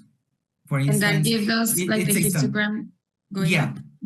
Exactly. That gives you the size and the spaces between. It's kind of a shape that you give. It's something that it's internal for the code. Perfect. Thank you. My pleasure. That's a very good question, though. So what do you think? I mean, so far, I mean, we can say that for policy type, it's missing information, correct? What a policy type means, right? So what do you think that is remaining? What do we need to include? Maybe another dimension in order to understand what's going on here? What do you think? Maybe, right? Maybe. Yeah. So what if we include, we included a title and we will include the state. Well, we have the state, but we don't know how many categories we have for each one of the states, right? So it will include the state, the count, and based on policy type, right? That's exactly what we are doing here. Let's do that. So in other words, it will create a different area, but on it, oh, did not include the policy type. Something is not right here. Let me see. Let me include another dimension here. There we go. Okay, so The field education level, this one must have, why it didn't work? This one did not work correctly because it should have included the policy type. The count by state. No, you know what? I only include the policy type and the state. So it seems that the policy type is standard. All the states have that policy type based on what I can see. So let's take a look to the data because it amused me a bit. So let's see state and policy type. It is telling me that all the policy types are exactly the same, which no, we have cost auto and personal auto. I need to take a look to that one. We have to erase the commas. The quotes? Forget the quotes. Yes. Do you think so? It may yes, be the reason. I have already done. Okay, beautiful. Interesting. Okay, maybe update state. Okay, the count requires to be removed. I think only the, you know what? You're right because the count. Let me take a look to that one. Count. But it's on the ggplot model after fill. You have to, yes, because. So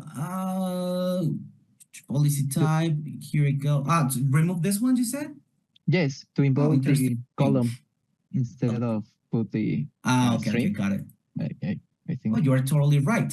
You are totally. Thank you, Spanish, for that.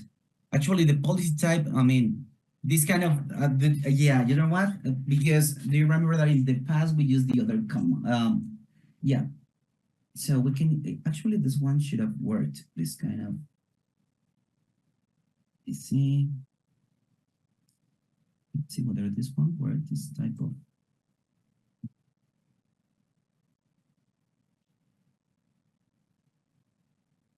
Okay, let's keep it without the quotes, and that's pretty much it. Thank you very much for that. That's the beauty of working on Teams. So as you can see, it changed the color based on. Sorry, go ahead. We have to start the recording again. Oh, thank you so much for that.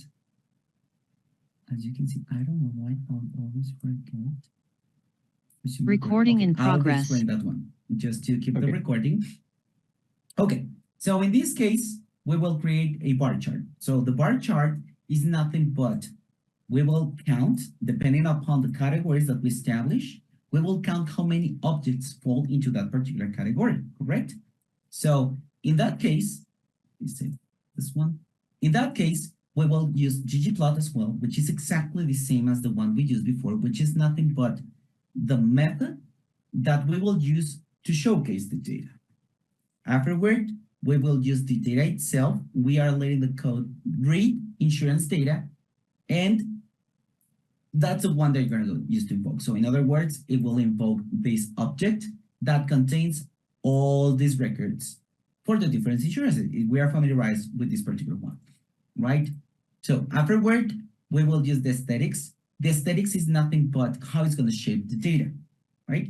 So in this case, rather than using, if you recall, for the scatter plot, we use two facts to create the scatter. So depending upon the values, is actually how the dots will be moving along the chart, right? This time around will not. We will create a category called state. So if we return back to the example, in this case, we will take state as the category or the label.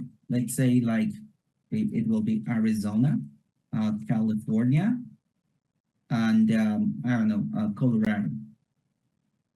So depending upon how many times it finds a transaction for that state, it will count it and create a different level for that particular chart. Crystal clear? So in other words, if for Arizona it finds 2, 1, 2. If for California it finds 13, it will take 13 out of that. If for Colorado it takes 12, it's gonna create a pile of 12 of 12 different levels. Crystal clear? It's like when you perform a regular bar chart, right? In Excel, it's the same thing. It's pretty much the same thing. This time around, we're using different code, right? Okay, afterward, we will use the fill option. The fill option is nothing but how is data gonna be colored? As you can see, in the past, actually I was using the quotes. I don't know. Okay. For this chart, it was required to remove the quotes, right? And because to remove the quotes, sometimes it might work removing the quotes and sometimes it won't. This time around, fortunately, it works because I don't know. Let's try one more time with the quotes. I don't know. I'm still amused that it didn't work. But let's take, for instance, this example. And this one here. Let's see how it goes. Just for the sake of this record. Okay, this time around it works. But I mean, the idea is that unfortunately those quotes are not regular.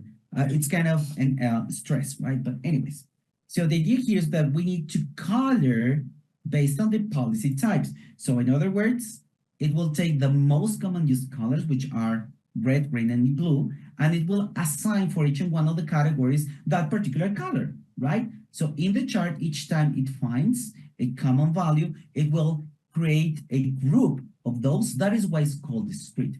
So in this case, we will run all the way through this, right? And we are taking the state and we are filling based on policy type. What it means is that each time per each state it finds a policy type, it will count it and create a group for each one of them. For instance, top of mind, single look, which one has the highest level for personal auto? California. California. There you go. And which one has the lowest? I think it's Washington. Washington. There you go. And which policy type is the less one commonly used? The special auto. Special auto. There you go. Again, we are telling story out of that.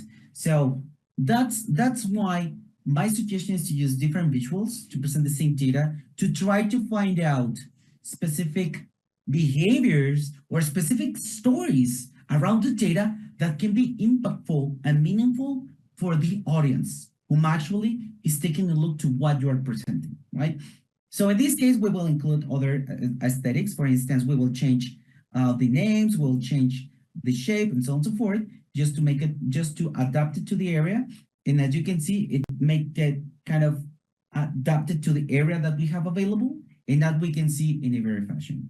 So we can repeat the same exercise, but this time around, instead of using policy type, we will use coverage and we will use education. We are changing dimensions being, that's it. Actually, we are using the exact same facts or the same labels within the lab's information, right? So what is going to happen? This time around, we will show the exact same data, but this time around using a different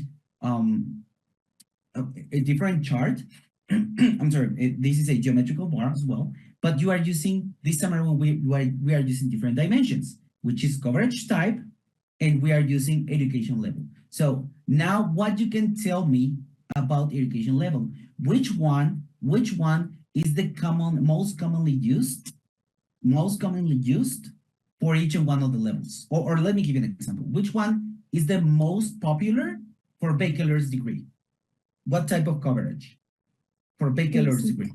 The basic ones. It makes sense, right?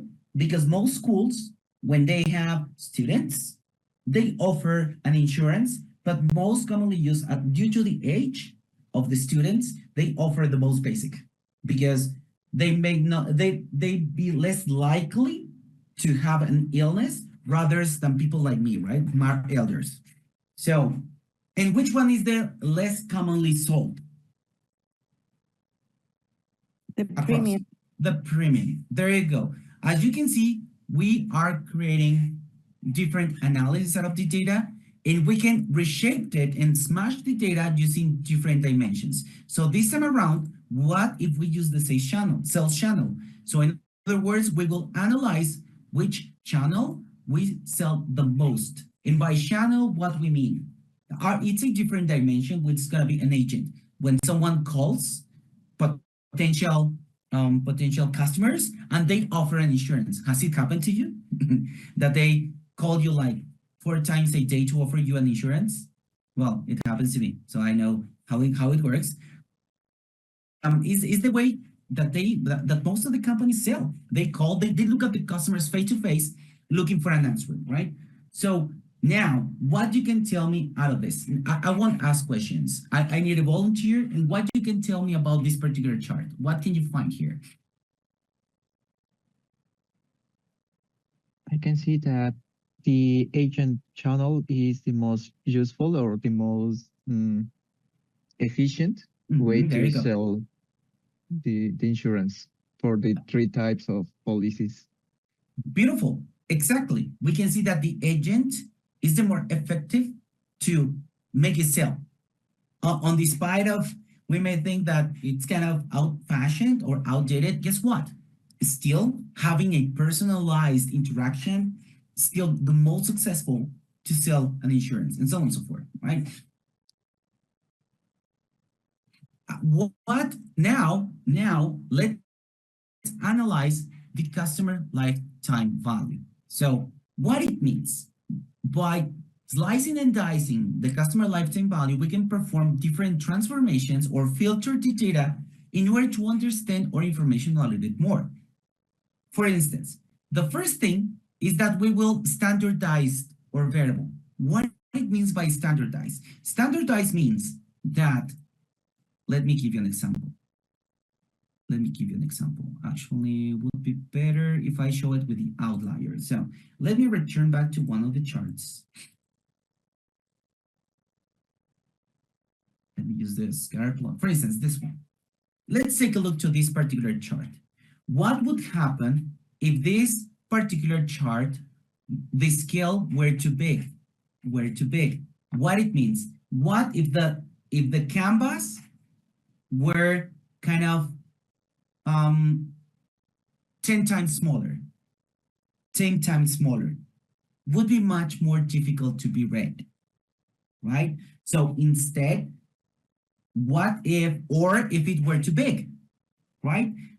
Depending upon the type of values and how is that scale, is how you can visualize it, right? So that's why it's important to use a scale. Like for instance, a map. Do you remember that when you read a map, it has a scale at the bottom? Because it's letting you know, okay, to visualize, to help you understand how big it is, for every 100 kilometers, you'll have 1 square in your map, right? Crystal clear about what scale stands for? Means how can you give an interpretation depending upon the size and the density about what you are visualizing.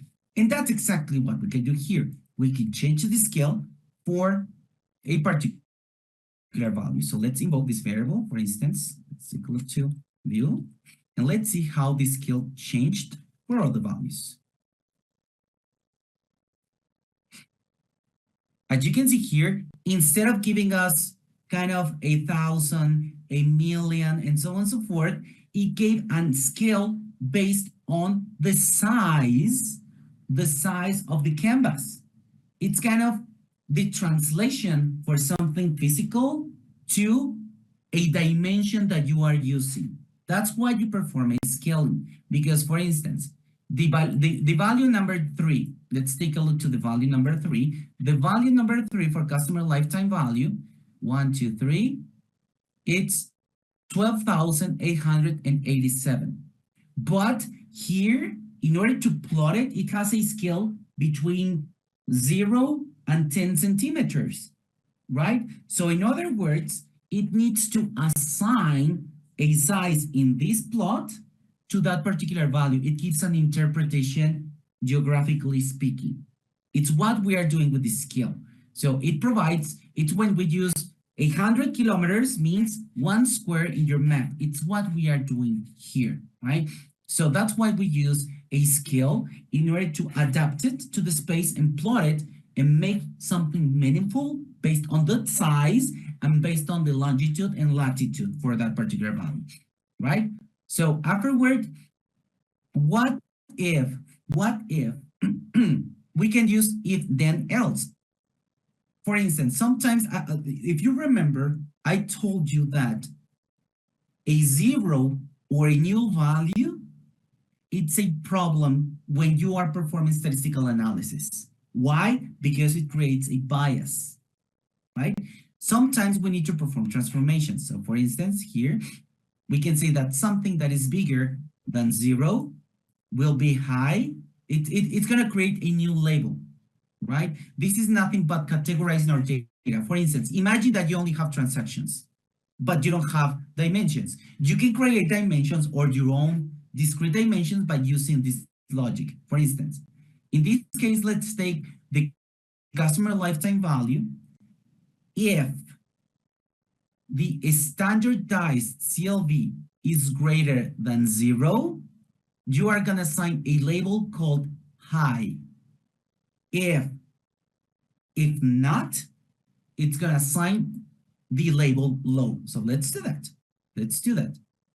So what if we run this and let's take a look to the insurance data set.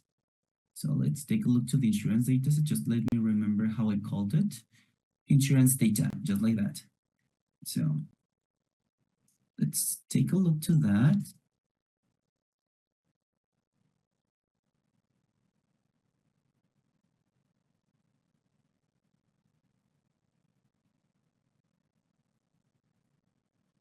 And as you can see, the last value that we created, we created category. Do you remember what was the logic? Above 0 is high and below is low. Exactly. So for the new, do you remember that we created this scale? Do you remember that we created this scale? So each time that the value smaller than 1, it will be than 0, I'm sorry, it will be low, and something that is bigger than 0 will be high. That's exactly what we created. We are creating new categories based on how we are describing the data. And we create a new variable that, as you can see at the top, it has the name that you assigned. So that's the detailed analysis that you can perform for your exploration. So try to take a look at this to understand how it works. So what if we want to sort the data set? So we can sort our data. How we can do that? Sort means for once that you go to Excel, right? You have a variable here. You include a filter at the top. And here you type sort smaller to largest, right? Or sort largest to smallest, right? As you can see here, it's the way that we can explore our data using different functions to understand how is that behaving. We can do that the same in R. How we can do that? Okay, we create something, a subroutine called pipe. If you remember in the second class, we discussed about the pipe. So you create a new variable, which is called sorted data. Afterward, you take the data set, which is insurance data, and you use the pipe, which means you'll perform an action for that particular data set. So in this case, we use a method arrange. And for that method, we can say whether ascendant or descendant. So in this case, let's sort our data for ascendant. So let's see how it works, how it looks like. And let's invoke this object. Let's include the view, control copy. Let's use the view. And let's take a look to that object, how it looks like. So do you remember what value we used to sort it? Do you remember? We used the standardized CLV, right? If you remember. So now you can see we sorted descendant. What it means that at the very top, it will put the highest value.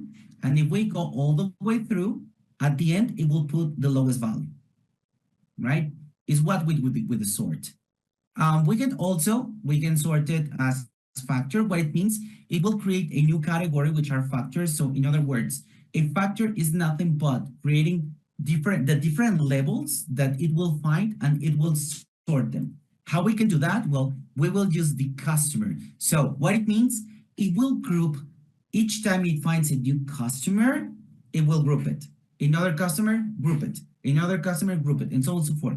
So it will help us to sort based on customer name. So let's take a look to that one. And let's see how it looks like. Actually, it has included this. Let's take a look to that particular column. So as you can see, it took the customer and created a new vector, right? So, and actually, if we included that to our data set, view sorted data.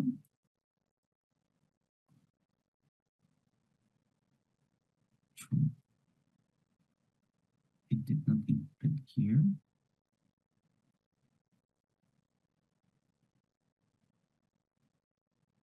This one, it will create this object, right? Which is the sorted customer. In other words, it will take the customer, which is 88100041, 88111123, and it will create a new object in memory. Why? Because we will use it below. So what it means, based on that sorted data, we will use the top and bottom 25. So how we can do that? We can either take top or bottom by using the sorted data, right? Which is gonna take that particular data set that we included. We will use the method slice head, and we will say use only the first 20 or the first 20 sorted, takes the highest 20 or the smallest, depending upon whether it's sorted ascendant or descendant, and create charts and include them based on that. So let's take a look to that sorted data and see how it looks like. So these are the different ways that you can use to slice and dice your data.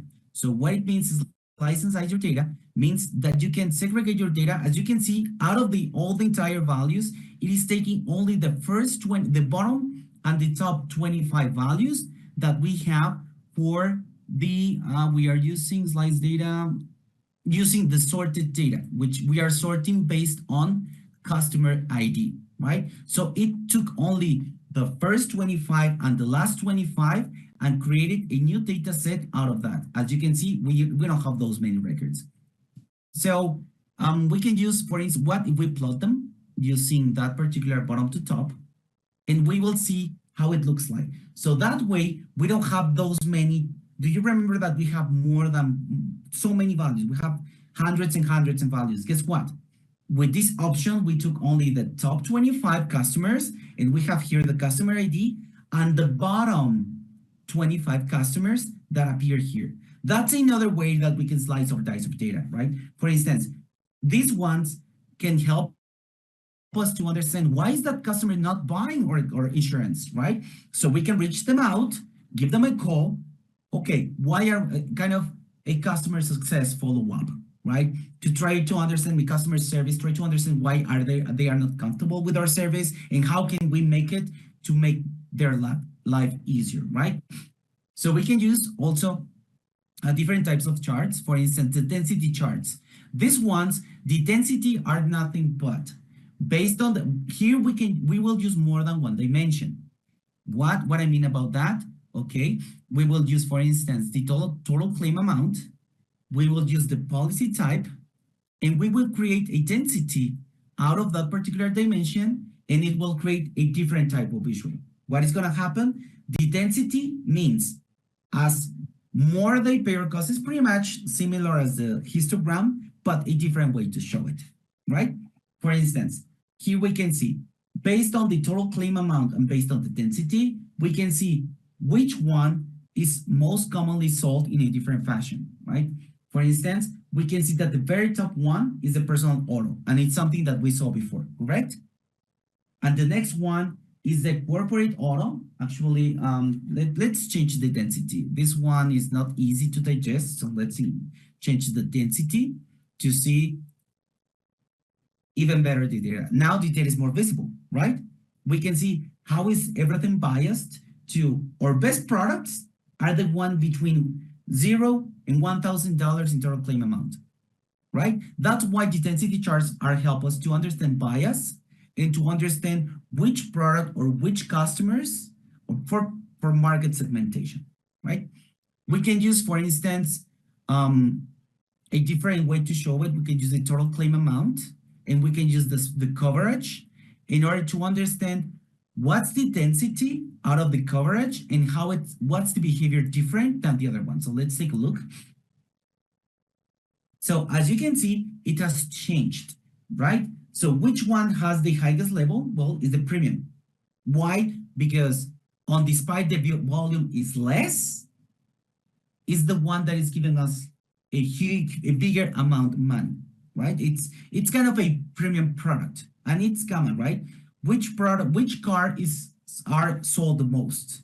A Ferrari or Mazda 3? Which one that is most common to be seen in the street? And I love the Mazda 3 though.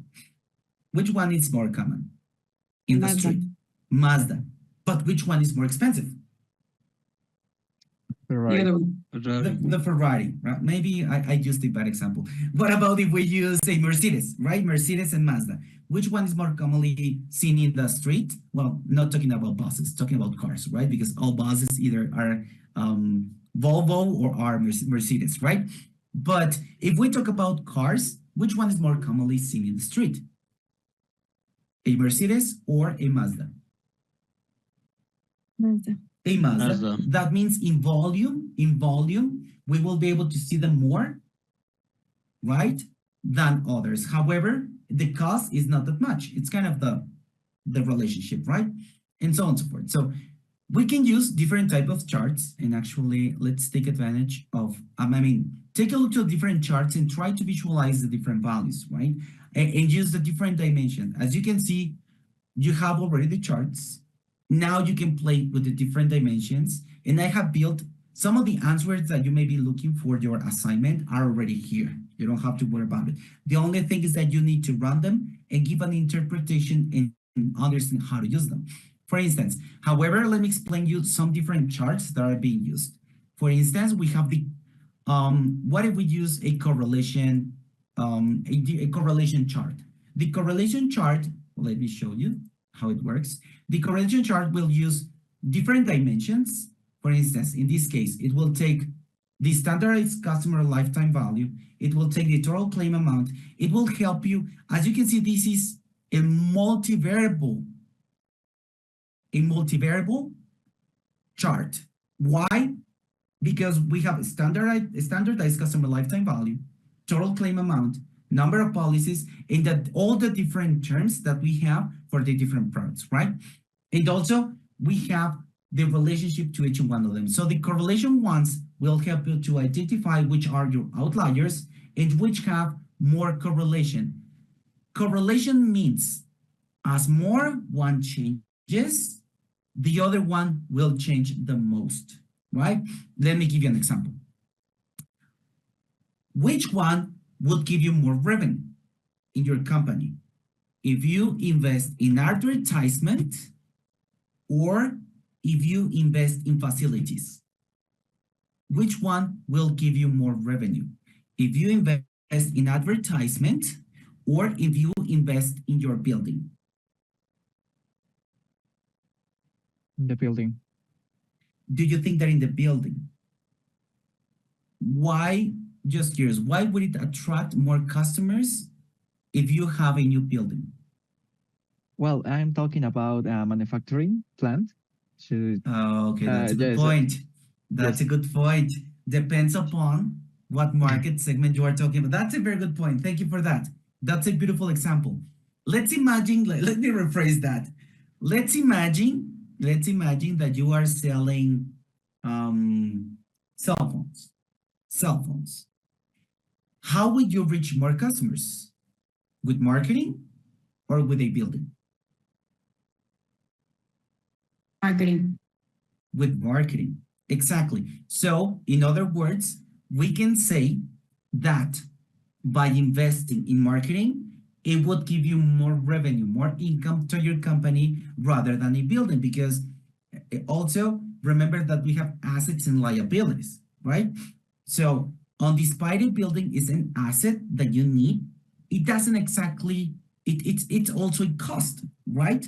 It's a liability because you're spending on that one, but not exactly giving you a return yet. But marketing, it is expected that as more you invest in marketing, more return of investment you get, right? Social media or television, or maybe advertisement in the buses and so on and so forth.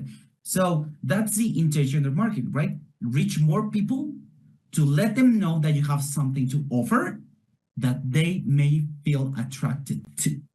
Okay. So in other words, this correlation matrix or correlation chart will help you to understand which ones has more correlation among them or between them. Let me give you an example. In this case, we have standardized customer lifetime value. Of course, it has a one-to-one, a higher, the highest correlation compared with others, right? Because it's compared apples with apples. I mean, this one doesn't make any sense. But what about if we compare standardized customer lifetime value with income? I'm sorry, with total claim amount. With total claim amount is a negative correlation. That means that as more claim amounts, as less incomes you have. Why? Because you are spending money. Crystal clear? That's why it has a negative correlation. What about total claim amount and monthly premium auto? Monthly premium auto. As you can see, it has a positive correlation, which means as more monthly premium auto, as more total claim amount. Why? Because it's the most expensive market that you're spending on. I mean, is crystal clear the correlation table or the correlation chart? As darker and as higher is the number, as more correlated one to the other. So in other words, here are the most correlated ones, and here are the most correlated ones. Those in the middle, of course, are correlated because it's the relationship between the same value. I mean, of course, those are correlated. So these ones and these ones are the more correlated, either positively or negatively. It depends upon which one affects you more in the good fashion or in a bad manner. Crystal clear? Okay. So now let's take a look to another type of this one. Okay. This chart is, let me check, which one is this one? Okay, this one is creating different density charts based on the different values that we're using, such as income, monthly premium auto. Is creating a scatter, and it will create a new chart depending upon what state we have. So how we can do that? Same thing. We use the Gplot, we use the data set, the aesthetics, and the dimensions. Up to this point, everything is exactly the same. Crystal clear? When we include the geometrical point here, we are saying that it's a scatter automatically, because it just, if it were a bar chart, what method do we use? Do you remember? The geom bar. You are right. It's geometrical. Actually, I forgot. I think it's geometrical density, but you may be right. Geom bar. You're right. It's geom bar. We use the geom bar, right? So as you can see, depending upon which one you use, is the type of chart that it will show. This time around, immediately I know that it's a scatter because it says geometrical point, right? In every word, we are including something else, which is facet graph. The facet graph means create a new chart each time you find a different state. You find a different state. If we did not include that one, it would look pretty much alike at something that we are familiarized with, right? This one, correct? We are familiarized with this one, but this time around, we're including the facet graph to create a new scatter based on each time it finds a different state. That's why it's important to get familiarized with the different instructions that we're doing in order to make sure that we can take advantage of something when we have too much data, right? So now we still have 4 minutes left. So let's take a look. Please try to explore the different charts that you can use and try to identify which one suits you better. For instance, this one, we are using the geometrical BioLink, which means that it will sort your data and include more density as where it finds more power or more value for the combination between total claim and coverage type, right? So based on the count of coverage type and the total claim amount, it will create density. As you can see, I'm providing you a huge offer of different charts that you can take advantage of in order to start using them. And actually, policy count, it requires a new library. So I'm not including the libraries. Let me include the libraries. So we have 3 minutes left. So just include the libraries and those must work. So it's part of the blowing pains. Me too here. And we were just right here. Oh, that's it, this one. What happens if you include a library that you're not, that you don't really need? It won't give you an error, like no. It just no. It's like when you have, it's like when you take the book but never open it. I mean, it won't harm you, but it won't affect you at all, right? So I think for the last, please explore the charts and use the libraries there. But I want to explain you the last but not least of those, which is the one that comes in the other. I'll share this one with you because these ones are so cool. Why? Because these ones is taking whatever chart you have. For instance, in this case, we will use geometrical point. What kind of chart is this? Geometrical point. Scatter plot. Scatter plot. There you go. There you go. Exactly. So this time around, we will include 2 more libraries, which is the Jivsky and the Gapminder. So the Jivsky, what is gonna, and the ggAnimate. These 3 libraries, actually, I'm sorry, these 2 libraries, ggAnimate and Jivsky, will create a chart and create a GIF out of that you can actually export as a GIF, right? And that you can have it available in your PowerPoint. So let's invoke them. And let's create the last but not least chart. Why? Because we are running out of time. So we will create a scatter plot using life expectancy value, GDP per capita. We will create a size based on pop and color continent. As you can see here, we're including 1, 2, and 3 dimensions, 2 dimensions and 2 facts. And we will create a chart out of that. So let's do that. Let's do that. Oh, the Gapminder. Let me invoke library. The libraries, don't miss that. And let's invoke until here. There we go. Let's see what it's gonna do. As you can see, it's creating a scatter plot, but it's totally static, right? But if we include the ggAnimate, let's take a look about how it looks like. Rendering. It'll take a second to render.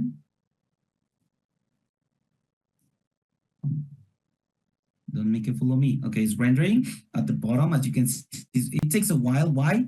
Because it's taking all the values, assigning a scale, understanding the behavior, how is it moving across for each and one of the values. That's why it's taking a while. So as you can see, it's creating FPS, right? Which is nothing but the dots, how those are going to be behaving across the image. So as you can see, it's processing. It's 9 seconds left, 7 seconds left. And once that we finish with this one, we are done. So this is the one that you already have. I'm sorry, this is the one that I'm going to share with you just as soon as we finish with this class, because this one, as you can see, it has the animation, right? As you can see, this chart, if you export it, it's so cool. And it shows you data in a different fashion that actually you can get the attention immediately. So before we wrap it up for today, is there any questions so far? Any comment? How did you find these charts? Did you like it? You are going to find it useful? Do you think you can use them? What do you think? I'd really want to hear from you.